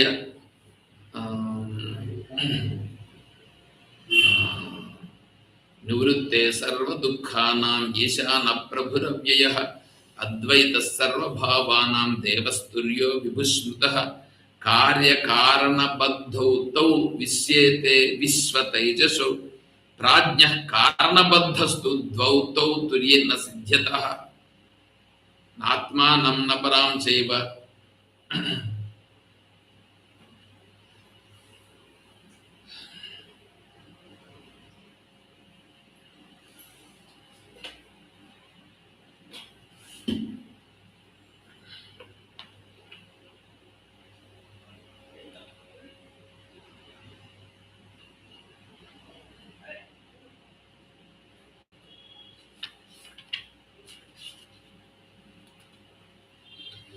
నసత్యం నాపి చానృతం ప్రాజ్ఞ కించిన సంవేత్తి తుల్యం తత్ సర్వదృక్సద ద్వైతస్యాగ్రహణం తుల్యం ఉభయో ప్రాజ్ఞతుర్యో బీజ నిద్రాయుత ప్రాజ్ఞ సా చతుర్యన విద్యతే స్వప్న నిద్రాయుతావాద్యో ప్రాజ్ఞస్త స్వప్న నిద్రయ న నిద్రాం నైవ చ స్వప్నం తుర్యే పశ్యంతి నిశ్చితాః అన్యథా గృహ్ణత స్వప్నః నిద్రా తత్వమజానతః విపర్యాసే క్షీణః తుర్యం పదమశ్నుతే.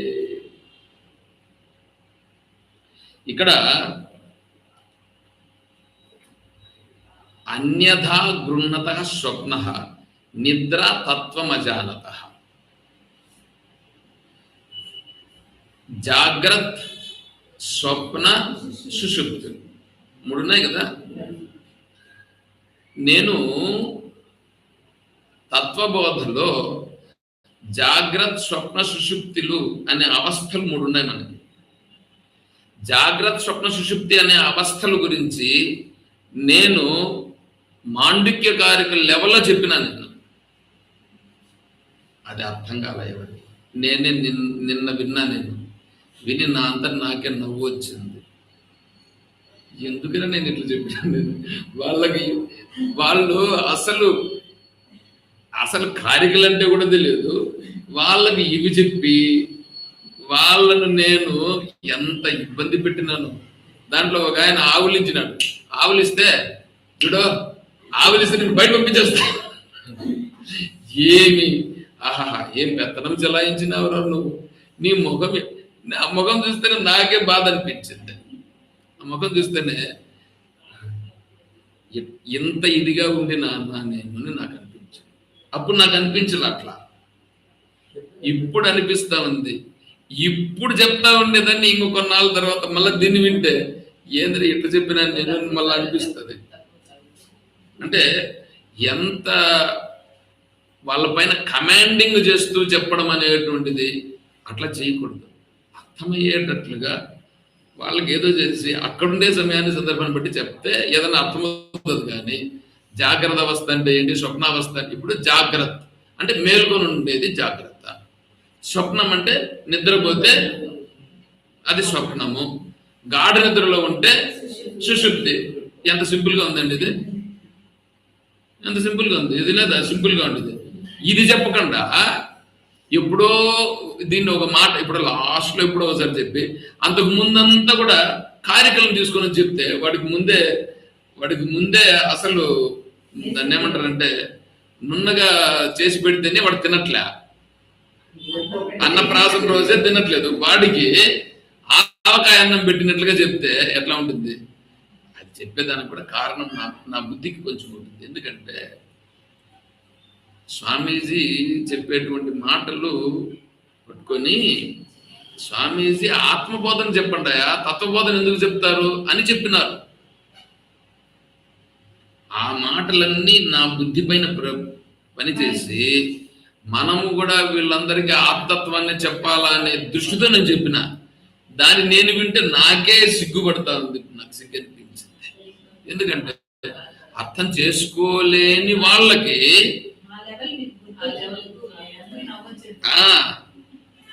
అందుకు నాకు పైగా సీరియస్ ముఖం పెట్టిట్లా నేను ఎట్లా చెప్తా ఉంటే వీళ్ళందరూ చూడు ఎట్లుండారు, వీళ్ళు మగాళ్ళు చూడు ఏమైనా గ్రహిస్తా ఉంటారా,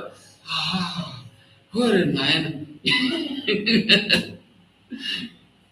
వాళ్ళు గ్రహించాలంటే పాపం వాళ్ళ బుద్ధి ఏమైనా పరిపక్వత అయిందా, ఏమన్నా ఉందా, ఎట్లున్నా చెప్పండి.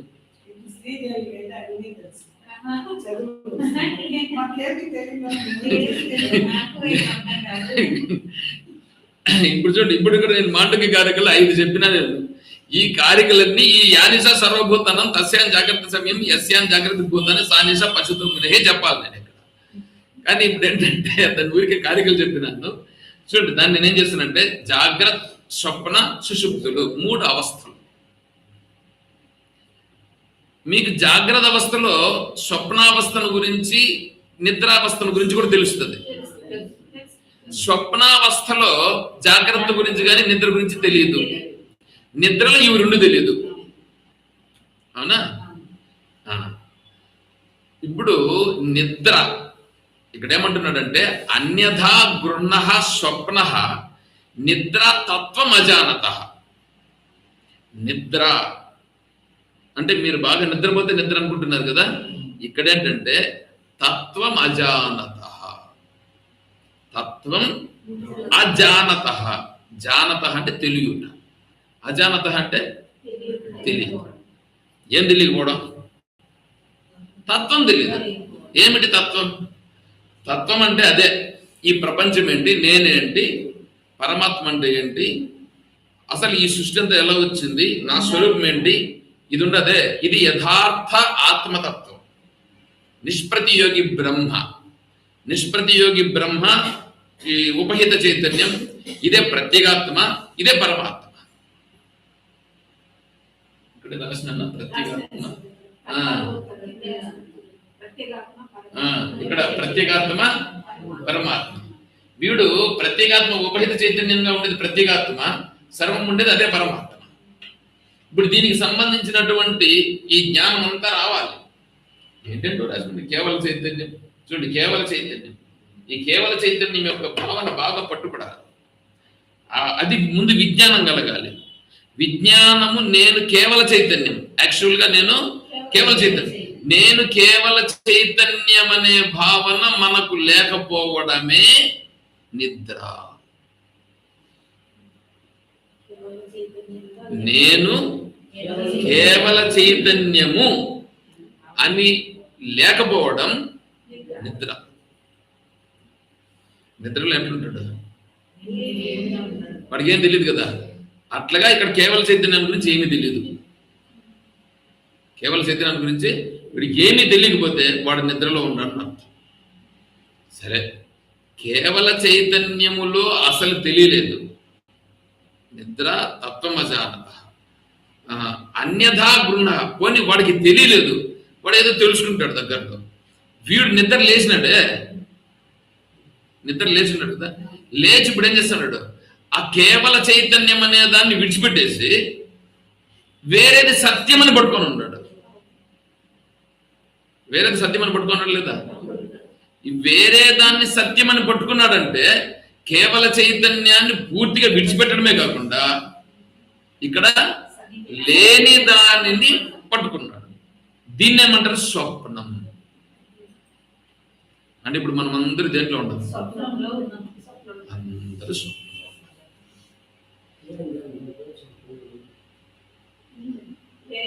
లేని దాన్ని పట్టుకోవడమే స్వప్నం.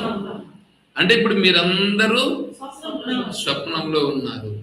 స్వప్నంలో ఉన్నారని అనుకుంటున్నారా? మేము జాగ్రత్తలో ఉందామని అనుకుంటున్నాం. మేము జాగ్రత్తలో ఉందామని అనుకుంటున్నాం. మీరందరూ దీర్ఘ స్వప్నం. అందరూ దగ్గర ఉండరు, దీర్ఘ స్వప్నంలో ఉండరు. కానీ ఇదంతా జాగ్రత్త కాదు. మరి జాగ్రత్త, జాగ్రత్త అంటే స్వరూప స్థితి. వీటన్నింటిని గురించి తెలిసి ఉండుట. వీటన్నింటిని గురించి తెలిసి ఉండేటువంటి వాడు జాగ్రత్తలో ఉన్నవాడు. అర్థమైందా? అన్యథా గృహత స్వప్న నిద్రా తత్వమజానత విపర్యాసే తయోహో క్షీణ. ఇవి రెండు లేవు. ఏది? నిద్ర లేదు, స్వప్నము లేదు. స్వప్నము నిద్ర రెండు లేవు. స్వప్నము నిద్ర ఎవడికి లేవో వాడు తురీయంలో ఉన్నాడు. వాడు ఆ తురీయమే జాగ్రత్త. ఇక్కడ ఆ జాగ్రత్తలో ఆ తురీయ స్థితిలో ఉండేవాడు ఇక్కడ సంయమి. ఆ సంయమి ఎట్లుంటాడు? తన ఇంద్రియాలు, తన శరీరము, తన మనస్సు ఈ విషయాల్లో ఏమన్నా మునుగుతాడా? హాయిగా తన స్వరూపానుభవంలో ఉంటాడు. అతనే ఇప్పుడు కొనుక్కొని ఉంటాడా? అతను కూడా మామూలుగానే ఉంటాడు. తిరుగుతూ ఉంటాడు. కానీ ఇవన్నీ మిథ్యా విషయాలకు సంబంధించి ఏమనే మాత్రం లేకుండా మిథ్యా అని ఉంటాడు. తెలియని వాడు ఇదే సత్యమని పట్టుకున్నాడు, ఇదే నిజమని పట్టుకొని దాంట్లో పడి ఉన్నాడు. వాడు నిద్రపోతున్నవాడు. అర్థమైంది? ఇప్పుడు నిద్రపోతా ఉండేవాడు వాడు, మేలుకున్నవాడు తురీయ స్థితిలో ఉన్నవాడు. తురీయంలో ఉండేవాడు మేలుకున్నవాడు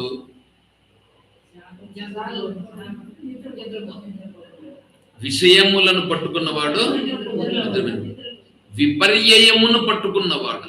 విపర్యయం అంటే ఆపోజిట్ అయిన దాన్ని పట్టుకున్నటువంటి, పట్టుకోవడమే కాదు అదే సత్యమని పట్టుకోవడం.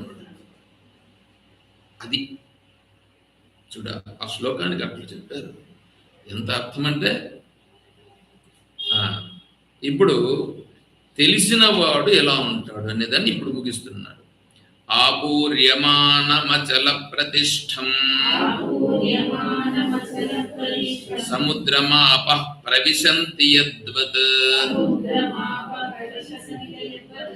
తద్వత్ కామాయం ప్రవిశంతి సర్వే స శాంతిమాప్నోతి న కామకామి.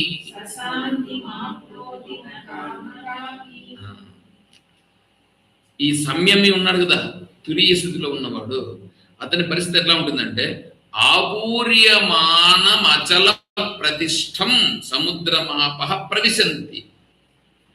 నదులన్నీ ఎడిపోతాయి, సముద్రంలోకి పోతాయి. అన్ని నదులు సముద్రంలోకి పోతున్నాయి కదా. సముద్రం ఒకటే నాలుగా? ఒకటే సముద్రం. ఆయా పక్కన ఉంది కాబట్టి దానికి ఆ పేరు. అంతే, సముద్రం ఒకటే. ఈ నదులన్నీ పోయి దాంట్లో కలుస్తా ఉంటాయి. సముద్రమేమైనా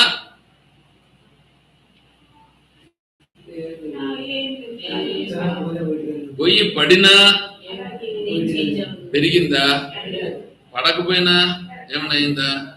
పోయి పడతానే ఉన్నాయి కదా నదులు. ఎంతసేపు కలుస్తానే ఉన్నాయి సముద్రం. నదులు సముద్రంలోనే కలుస్తా ఉన్నాయి. ఎంత కలిసినా సముద్రము తన అచల ప్రతిష్టం స్థిరంగానే ఉన్నది లేదా? నదిలో అలలు ఉంటాయి, అవి సహజం, దాని గురించి. సముద్రంలో నిజంగా అసలు ఆ నదిలో ఒకసారి శ్రీశైలం పోయినా నేను. శ్రీశైలంలో ఏం నది పోతా ఉంటుంది? ఏం నదో నాకు తెలియదు కానీ మొత్తం మీద నది. పొద్దున్నే పోయినాము. పోయిన తర్వాత ఒక 4 మెట్లు ఏమో దిగినాం.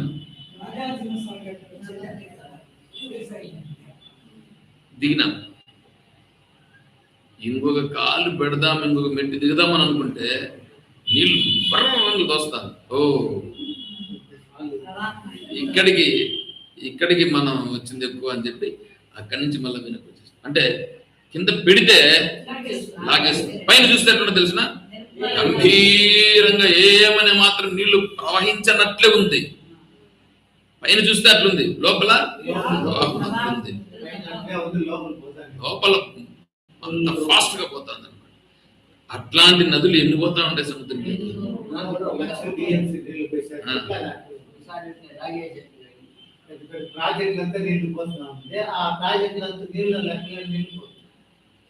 సముద్రంలో ఏమైనా చలనం ఉందా? నిజంగా సముద్రంలో చలనం ఉంటే అంత ఏం కావాల? ఏ విధంగా ఈ నదులన్నీ పోయి పడుతూ ఉన్నా కూడా సముద్రం అచలంగా ఉంటూ ప్రతిష్టగా స్థిరంగా ఉన్నదో, అదేవిధంగా ఈ తురీయ స్థితిలో ఉన్నటువంటి వాడు తద్వత్ ఆ ప్రకారముగా కామాయం ప్రవిశంతి సర్వే, అన్ని కోరికలు అనేటువంటివి ఏవైనా సరే వచ్చి తన నెత్తిన పడినప్పటికీ ఏమనే మాత్రం గాంభీర్యము గాని, తనలో ఉండేటువంటి ఆ స్థిరత్వము గాని, తనలో ఉండే సహజత్వము గాని కించిత్తు కూడా, అదే శ్రీకృష్ణ పరమాత్మ యొక్క చిరునవ్వు. శ్రీకృష్ణ పరమాత్మ యొక్క ఆ చిరునవ్వు ఉందే, అదే దాన్ని ప్రకటించుట. దక్షిణామూర్తి స్వామి యొక్క ఆ ముఖంలో కనిపించేటువంటి చిరునవ్వు కూడా, మందహాసం కూడా అదే. ఆ స్థితిలో ఉన్నప్పుడే అది వస్తుంది. సహశాంతి అతను పొందుతాడు. దీన్ని శాంతి మాప్నోతి నా కామకామి. కోరికలు ఉన్నటువంటి వాడు దాన్ని పొందడు. కోరికలు ఉండేవాడు దాన్ని పొందలేడు. వీడు ఊహించి అట్లుంటుంది ఇట్లుంటుంది ఇమాజిన్ చేసుకోవడం, మేము ఆత్మను స్కాన్ చేసినాం, ఇవన్నీ తప్పు. వీళ్ళకి తెలియదు. విహాయ కామాన్ యస్ సర్వాన్ పుమాంశ్చరతి నిస్పృహః నిర్మమో నిరహంకారః స శాంతిమధిగచ్చతి. విహాయ కామాన్ యః సర్వాన్, సర్వ విషయముల యందు కూడా విహాయ, ఇంద్రియములతో ప్రవర్తిస్తున్నప్పటికీ, విషయములలో ఇంద్రియములు ప్రవర్తిస్తున్నప్పుడు, ఎందుకు ఇంద్రియాలు ప్రవర్తిస్తాయి? ప్రారంధాన్ని బట్టి అవి ప్రవర్తిస్తున్నప్పటికీ ఏ పురుషుడైతే నిస్పృహ, అసలు ఆ ఇంద్రియార్థ విషయాలకు పోతాడనే స్పృహ కూడా లేదు అతనికి. ఏమనే మాత్రం దాని నుంచి ఇది వస్తుందని కానీ అది వస్తుందని ఏమీ లేదు. నిస్పృహ, తెలియకుండా కాదు.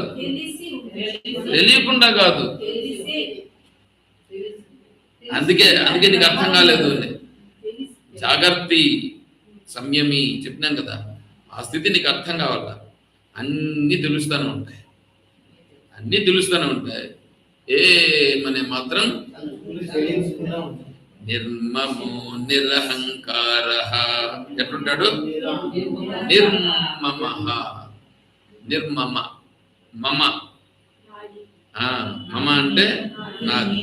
నిరహంకార, అహంకారం, అహంవృత్తి లేదు, మమకారము లేదు. మమకారం, అహంకారం. మమకారం అంటే నా బిడ్డ పైన నాకు ప్రేమ లేదా, నా బిడ్డ పైన నాకు ప్రేమ లేదు. ఎవరు చెప్పింది నా బిడ్డ మీద నాకు ప్రేమ లేదని? అది మమకారం.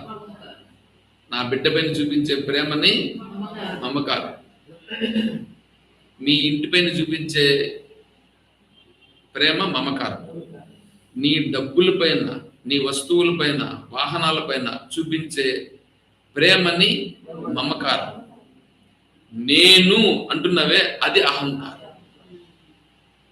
ఇది నేను దీనికి యజమాని అంటున్నవే ఇది అహంకారం. ఇప్పుడు అహంకారము మమకారము రెండు లేవు.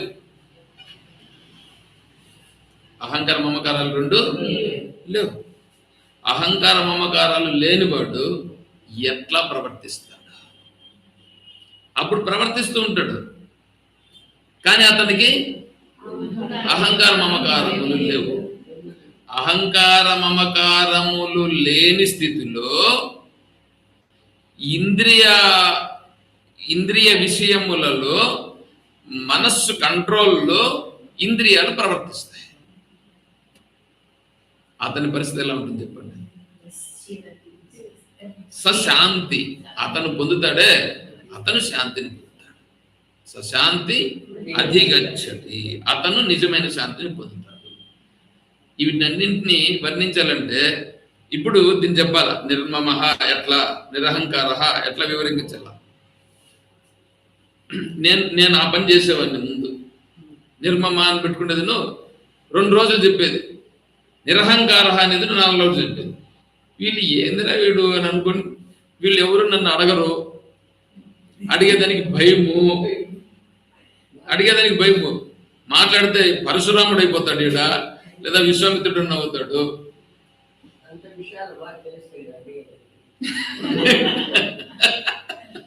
మీకు తెలియదు ఈడు విశ్వామిత్రుడు ఏం చేసేది. నా పరిస్థితి నాకే అర్థమవుతా ఉంది, నేను ఎంత గొప్పవాణ్ణు అని నాకు అర్థమవుతా ఉంది. చూసారా, శాంతి పొందాలంటే ఇవి ఉంటే మనం శాంతిని పొందుతాం. ఏవి ఉంటే?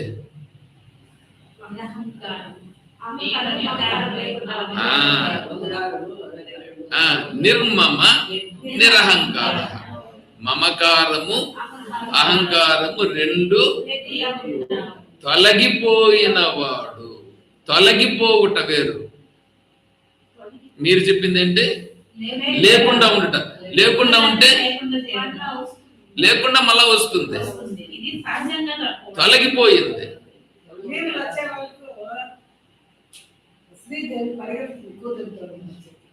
అవును, పోవాల మరి, చేయాలి కదా, విద్యుక్త కర్తవ్యం చేయాలి కదా, విద్యుక్త కర్తవ్యం చేయాలి కదా, నిత్యకర్మ. అవును, ఇప్పుడు మమకారం ఉండదు. ఆమె నిత్యకర్మ ఆమె చెయ్యాలి. ఎవరి నిత్యకర్మను వాళ్ళు చెయ్యాలి. ఆ నిత్యకర్మను ఎట్లా చేయాలో అలా చెయ్యాలి. మమకారంతో చేయడు కాదు. ఇక్కడ ఈ ఇంద్రియాలకు ఈ పనిని ఈశ్వరుని ఈ ప్రార్థన సరక పెట్టారు కాబట్టి పోతాం చేస్తాం అని చెయ్యాలి. అట్లా చేయకుండా ఉండిపోతే ఎట్లాగా? వాళ్ళకు చేయాల్సినటువంటి పద్ధతిని, వాళ్ళు చేయాల్సిన దాన్ని వాళ్ళకు చూపించాలి కదా. అట్లా లేకపోతే ఏమన్నా వాళ్ళేమైనా వాళ్ళు బ్రాహ్మీ స్థితిని పొంది ఉంటే వాళ్ళు చెప్తారు, నువ్వెందుకమ్మా వచ్చింది ఇక్కడికి అంటారు. ఎందుకంటే బ్రాహ్మీ స్థితిలో వాళ్ళు ఉన్నారు. హిరణ్యకశిపునికి ప్రహ్లాదుడు చెప్పినాడు, నానా నీ దగ్గర ఉండేటువంటి 6 శత్రువుల్ని ముందు జయించు చాలు, నువ్వు బయట ఉండేవాళ్ళు ఎవరిని జయించాల్సిన పని అని చెప్పినాడు. ఈయన చెప్పినాడు ఆయనకి. అట్లా వాళ్ళు చెప్పితే అప్పుడు పోవాల్సి ఉంటుంది. అంతవరకు నిత్య కర్మలు నైమిత్య కర్మలు ఉంటాయి. అప్పుడు చేయాల్సిన పద్ధతిలో మనం చేయాలి. అది వస్తుంది ఇంకా నెక్స్ట్ కర్మయోగం. నెక్స్ట్ శ్లోకం తర్వాత అదే 72వ శ్లోకం తర్వాత మీరు ముందే ఉంటారు కదా, అందుకే చెప్పింది నేను. దానికి నేను ఒకటి చెప్పిన, తక్కిం కర్మని ఘోరే మాం, దీన్ని మీరు ఆలోచన చేయండి చెప్పిన. సరే, ఇప్పుడు చూడు 72వ శ్లోకం. ఇప్పుడు నిర్మమో నిరహంకార అనేది మనం ఉండాలి. ఆ స్థితిలోకి రావాలి. మన లక్ష్యం అది. అర్థమైనది. ఇప్పుడు ఏషా బ్రాహ్మీ స్థితి పార్థ నైనాం ప్రాప్య విముహ్యతి స్థిత్వాస్యామంతకాలేపి బ్రహ్మ నిర్వాణమృచ్ఛతి. ఏషా బ్రాహ్మీ స్థితి. ఇంతవరకు చెప్పింది బ్రాహ్మీ స్థితి. బ్రాహ్మీ స్థితి అంటే ఉపైత చైతన్యం, ప్రత్యేగాత్మ, పరమాత్మ, నిష్ప్రతియోగి బ్రహ్మ. ఈ తత్వం అనేటువంటిది, ఈ తత్వాన్ని ఎవడైతే బ్రాహ్మీ స్థితి పార్థ ప్రాప్య ప్రాప్య పొంది. ఇక్కడ పొంది అని అంటే ఎందుకంటున్నాడు? అది అది పొందబడేదా? కానీ పొందబడుతున్నాడుగా. ఇప్పుడు నేను అది కాదని కదా అనుకుంటున్నాడు. నేను కాదని అనుకున్నాడు కాబట్టి దాన్ని పొందుతున్నాడు.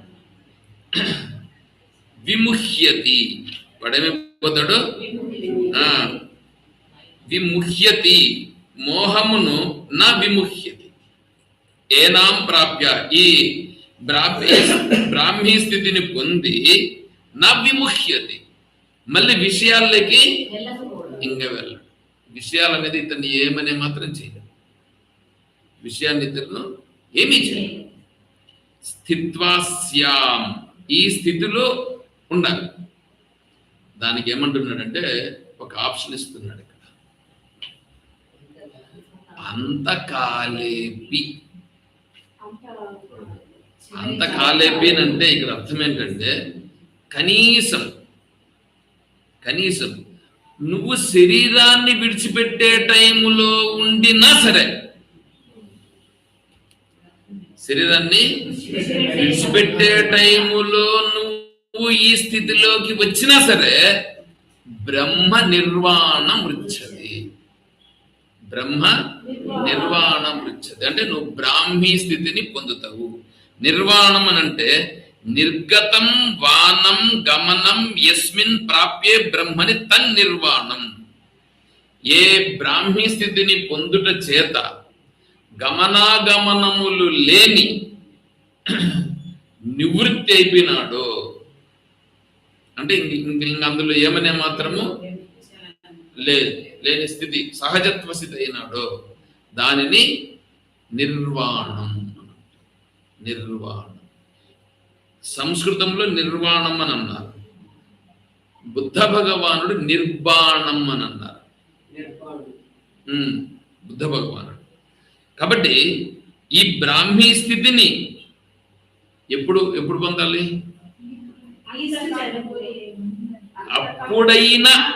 అప్పుడైనా అంటే దాని అర్థం ఏంటి? అప్పుడన్నా తెలుసుకో అని. అప్పుడన్నా తెలుసుకుంటే ఏమవుతావు? అప్పుడు నువ్వు ఫ్రీ అయిపోతావు. అప్పుడు ఫ్రీ అయిపోయినా కూడా ఇంకా మళ్ళీ నీకు ఇంకా జన్మలు లేని స్థితికి వచ్చేస్తావు. అంటే దానికి మోక్షమైన అంటే ఏంటంటే అక్కడ తత్వ సాక్షాత్కారము, మనోనాశము, వాసనాక్షయం 3 కావాల్సి వస్తుంది. ఈ తత్వ సాక్షాత్కారం కలిగిపోయిందని అనుకో, తత్వ సాక్షాత్కారం కలిగిపోయింది. మనోనాశం, వాసనాక్షయం అనేటువంటిది తర్వాత జరిగిపోతాయి. ఇప్పుడు ఒకటి జైల్లో ఉన్నాడు, వాడికి ఆర్డర్స్ పాస్ అయిపోయినాయి. ఏమని? రిలీజ్డ్ అని. ఇప్పుడు వీడు సంతోషం, నిన్ను ఎత్తుకొని ఎక్కడ పెడతాను,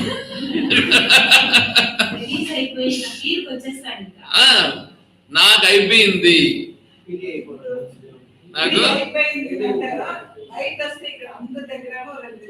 సరేలే. 10వ తరగతి పరీక్షలు.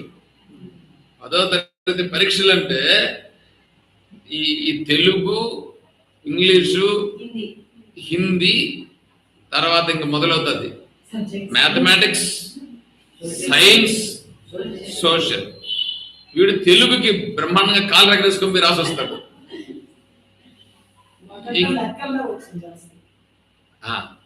తర్వాత ఇంగ్లీష్ కూడా పోయి రాసి వస్తారు. ఇప్పుడు వీళ్ళు కొంతమంది పర్లేదు. హిందీకి కూడా బాగా రాసి వస్తారు. మ్యాథమెటిక్స్ లో వాడు నిష్ణాతుడైతే బ్రహ్మాండంగా పోయి ఆ ప్యాడ్ ఎత్తుకొని అట్లా ఊహించుకుంటూ వస్తాడు. ఇంకా సైన్స్ ఉంటుంది. దాంట్లో మేమున్నప్పుడు భౌతిక శాస్త్రం, ఫిజికల్ సైన్స్ ఒకటి, జీవశాస్త్రం ఒకటి, 2 ఉన్నాయి. ఇప్పుడు ఏమేమి ఉన్నాయో తెలియదు. ఇప్పుడు ఇప్పుడు వీటిని రాసేదానికి పోతాడు. వీటిని రాసేదానికి పోయినప్పుడు సైన్స్ లో కూడా కొంచెం బాగానే ఉండేటువంటి వాడు బాగానే పోతాడు. రాస్తాడు అసలు. కానీ కొంతమందికి సైన్స్ పట్టదు. వాళ్ళు ఈ మ్యాథమెటిక్స్ ఉంటుంది చూడండి, మ్యాథమెటిక్స్లో ఏం చేసేదంటే వీళ్ళు అరిచేతులు రాసుకుంటారు. అరిచేతిలోనో ఇక్కడెక్కడనో దీనిపైన అంతా రాసుకోలేదు. ఏంటంటో వాళ్ళ అవస్థలు. దేవుని నువ్వు మొక్కింది దేవుని అప్పుడైతే అయిపోయింది. లెక్కలు పరీక్షలో రాసి వచ్చినాడుకో, బా వీడు ఎట్లా వస్తాడు తెలిసిన, ఇంక లెక్కలు అయిపోయింది. 10వ తరగతి అయిపోతే ఇంక నేను లెక్కలకు పోను, మ్యాథమెటిక్స్ కూడా ఉపయోగపడలేదు. వీడు ఎట్లా ఉంటుంది తెలిసిన, ఇంక ఈ అట్టను అంత ఈసిరి పారేసి ఎట్లా ఉంటుంది, ఎంత ఫ్రీ అయిపోతారు చెప్పండి. ఇప్పుడు ఎంత ఫ్రీ, నిర్వాణం. ఏం నిర్వాణం తెలుసా వీడికి, ఫ్రీ. ఆ ఎగ్జామ్స్ 6వ ఎగ్జామ్ అయిపోయిందంటే ఎగ్జామ్ అయిపోయింది, ఇంకా నేను ఇప్పుడు పుస్తకాలను చదవాల్సిన పని లేదు. బరువు ఇంతవరకు మోసుకొని ఉన్నాడు అనమాట. ఆ మోసుకొనింది దించేసినాడు. అది వాడి స్థాయిలో వాడికి ఫ్రీ. ఇక్కడ నిర్వాణం అంటే ఈ కర్మలు, ఈ సంస్కారాలు ఇవన్నీ సహజత్వమైన స్థితి. నతస్య ప్రాణ ఉత్క్రామంతి, ఉత్క్రమణం. శ్రోత్రం చక్షు స్పర్శనం చరసనం ఘ్రాణమేవ చాధిష్ఠాయ మనశ్చాయం విషయానుపసేవతే ఉత్క్రామంతం స్థితం వాపి భుంజానం వా గుణాన్వితం విమూఢానాను పశ్యంతి జ్ఞాన చక్షుషః. 15. ఇక్కడ ఉత్క్రమణం, శరీరంలో నుంచి బయటికి లేచిపోతాయి ప్రాణాలు. మనస్సు, ఇప్పుడు ఇంద్రియాలన్నీ మనస్సులో జరిగిపోతాయి, మనస్సు ప్రాణంలో జరిగిపోతుంది. ప్రాణం ఇప్పుడు లేస్తుంది శరీరం విడిచిపెట్టేటప్పుడు. ఈ ప్రాణం లేస్తుందిగా, నతస్య ప్రాణ ఉత్క్రామంతి, ఈతని ప్రాణములు పైకి లేవడం జరగదు. అంటే ప్రాణములు పోవు, మరేమవుతాయి? వాడికి అంత చెప్పట్లే. ఇప్పుడు బ్రాహ్మీ స్థితిలో ఉండేవాళ్ళు చెప్తా ఉండేది, అంత మాకేం పని. ఇక్కడ బ్రాహ్మీ స్థితి నిర్వాణం కదా, నిర్వాణం పొందిన వారి స్థితి ప్రాణం అనేటువంటిది అందులోనే విలీనమవుతుంది. అక్కడే ప్రాణవాయువులు, ఇందులోనే. ఇక్కడ గాలి ఉంది, ఇక్కడికే గాలిలో గాలి పోయింది అంతే. వాళ్ళు పైకి పోయేది వచ్చేది ఏమీ లేదు, అక్కడే కలిసి. ఈ గోడలు అడ్డం ఉండాలి, ఈ గోడలు తీసేస్తే ఒకటే అంతే. చూసారా? నతస్య ప్రాణ ఉత్క్రామంతి, లేదు ఎక్కడికి పో. అత్రైవ సమవలీయ, అత్ర ఏవ, అక్కడనే సమవలీయంతే, లీయంతే అవలీయంతే సమవలీయంతే, సమత్వం అయిపోయింది. అక్కడక్కడనే కలిసిపోయింది అంతే, ఇంక వేరే ఇంకేం లేదు. ఏంది కలిసింది? ఏంది? ఆ సమిష్టి పంచమహాభూతముల నుంచి వచ్చినటువంటి ఈ సమిష్టి సాత్వికాంశంలో కలిసిపోయింది, సమిష్టి రాజసంశంలో కలిసిపోయింది, వ్యష్ట్యాంశంలో కలిసిపోయినాయి. ఏదైతే దేని దాంట్లో కలవో అది కలిసిపోయింది.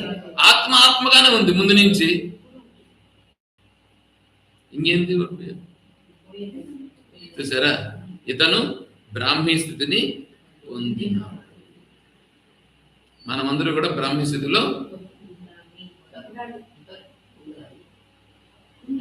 ఉండాలేమో, ఉండాము అంతే. ఇది 2వ అధ్యాయం సాంఖ్యయోగం. ఈ సాంఖ్యయోగంలో మొట్టమొదట ఆత్మజ్ఞానం చెప్పబడింది. ఆత్మజ్ఞానం 11వ శ్లోకం నుండి 30వ శ్లోకం వరకు. తర్వాత కర్మయోగం చెప్పబడింది, నిష్కామ కర్మయోగం. దాన్నే స్వధర్మనిష్ట అని చెప్పుకున్నాం, గుర్తుందా మీకు? స్వధర్మనిష్ట అని చెప్పుకున్నాం. ఆ స్వధర్మనిష్ట వలన అంతఃకరణ శుద్ధి కలిగి, ఆ అంతఃకరణ శుద్ధితో ఆత్మజ్ఞానం అనేటువంటిది కలుగుతుంది అని స్థిత ప్రజ్ఞస్య లక్షణాలతో ముగించడం జరిగింది. అంటే ఆత్మజ్ఞానం కలగాలి. ఆత్మజ్ఞానము కలిగినటువంటి అంటే వివేక జ్ఞానం. ఆత్మజ్ఞానం అనేది మొదట వివేక జ్ఞానం కలిగితే ఆ వివేక జ్ఞానముతో వాడు స్వధర్మనిష్ట చేస్తాడు. చూడండి, ఇది ఒకసారి దీన్నంతా దాన్ని ఏమంటారంటే అవలోకనం. అవలోకనం ఏంటంటే మొట్టమొదట ఈ వివేకం కలగాలగా. ఈ వివేకం కలిగిన వాడికి ఏ వివేకం? ఇప్పుడు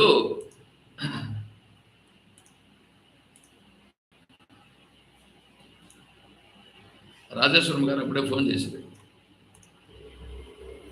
ఫోన్ చేసినారు, ఫోన్ చూసినారు కదా. పోనీ సరే, ఫోన్ చేయలేదా? బాబుకి ఫోన్ చేయలేదా? సరే, ఇప్పుడు క్లాస్ అయిపోతుంది. అయిపోతానే మనం ఏం చేస్తాం? రెడీ అయిపోతాం కదా, నెక్స్ట్కి పోతాం. ఇప్పుడు ఆ క్లాస్ అయిపోయిన తర్వాత కదా మీరు లేస్తున్నారు. నేను విడిచిపెట్టకపోయినా కూర్చొని ఉన్నారు. ఎట్లన్నా కానీ లేదు, అది ఇంట్రెస్ట్ గానా ఇంట్రెస్ట్ లేకుండానా ఏదైనా సరే ఉన్నారుగా, క్లాసులో ఉన్నారు. ఇప్పుడు ఇంట్రెస్ట్ ఉంటేనే ఉంటారు, లేకపోతే అందులో నా క్లాసులో ఉండాలంటే మరీ కష్టం. ఉన్నారు. ఇప్పుడు ఉన్నప్పుడు ఇదంతా అయిన తర్వాత అమ్మాయ్యా అని ఒక ఫీల్ కలిగి, మీ గురించి నా గురించి చెప్తాను, నా గురించి కూడా క్లాస్ అయ్యింది, ఇంకా ఇంటికి వెళ్ళవచ్చు, వచ్చింది కదా నిర్ణయం. అలాగే ఆత్మజ్ఞానం కలిగిన తర్వాత అంటే వివేక జ్ఞానం కలిగిన తర్వాత ఇప్పుడు ఈ ఆత్మజ్ఞానంతో నేను ఎలా చెయ్యాలి, ఆత్మజ్ఞానము కలిగి నేను వ్యవహారం ఎట్లా చెయ్యాలి అనేది వస్తుంది. అలా వచ్చిన వాడు అలా చేస్తాడు. అది నిత్య కర్మ నైమిత్య కర్మ చేస్తాడు.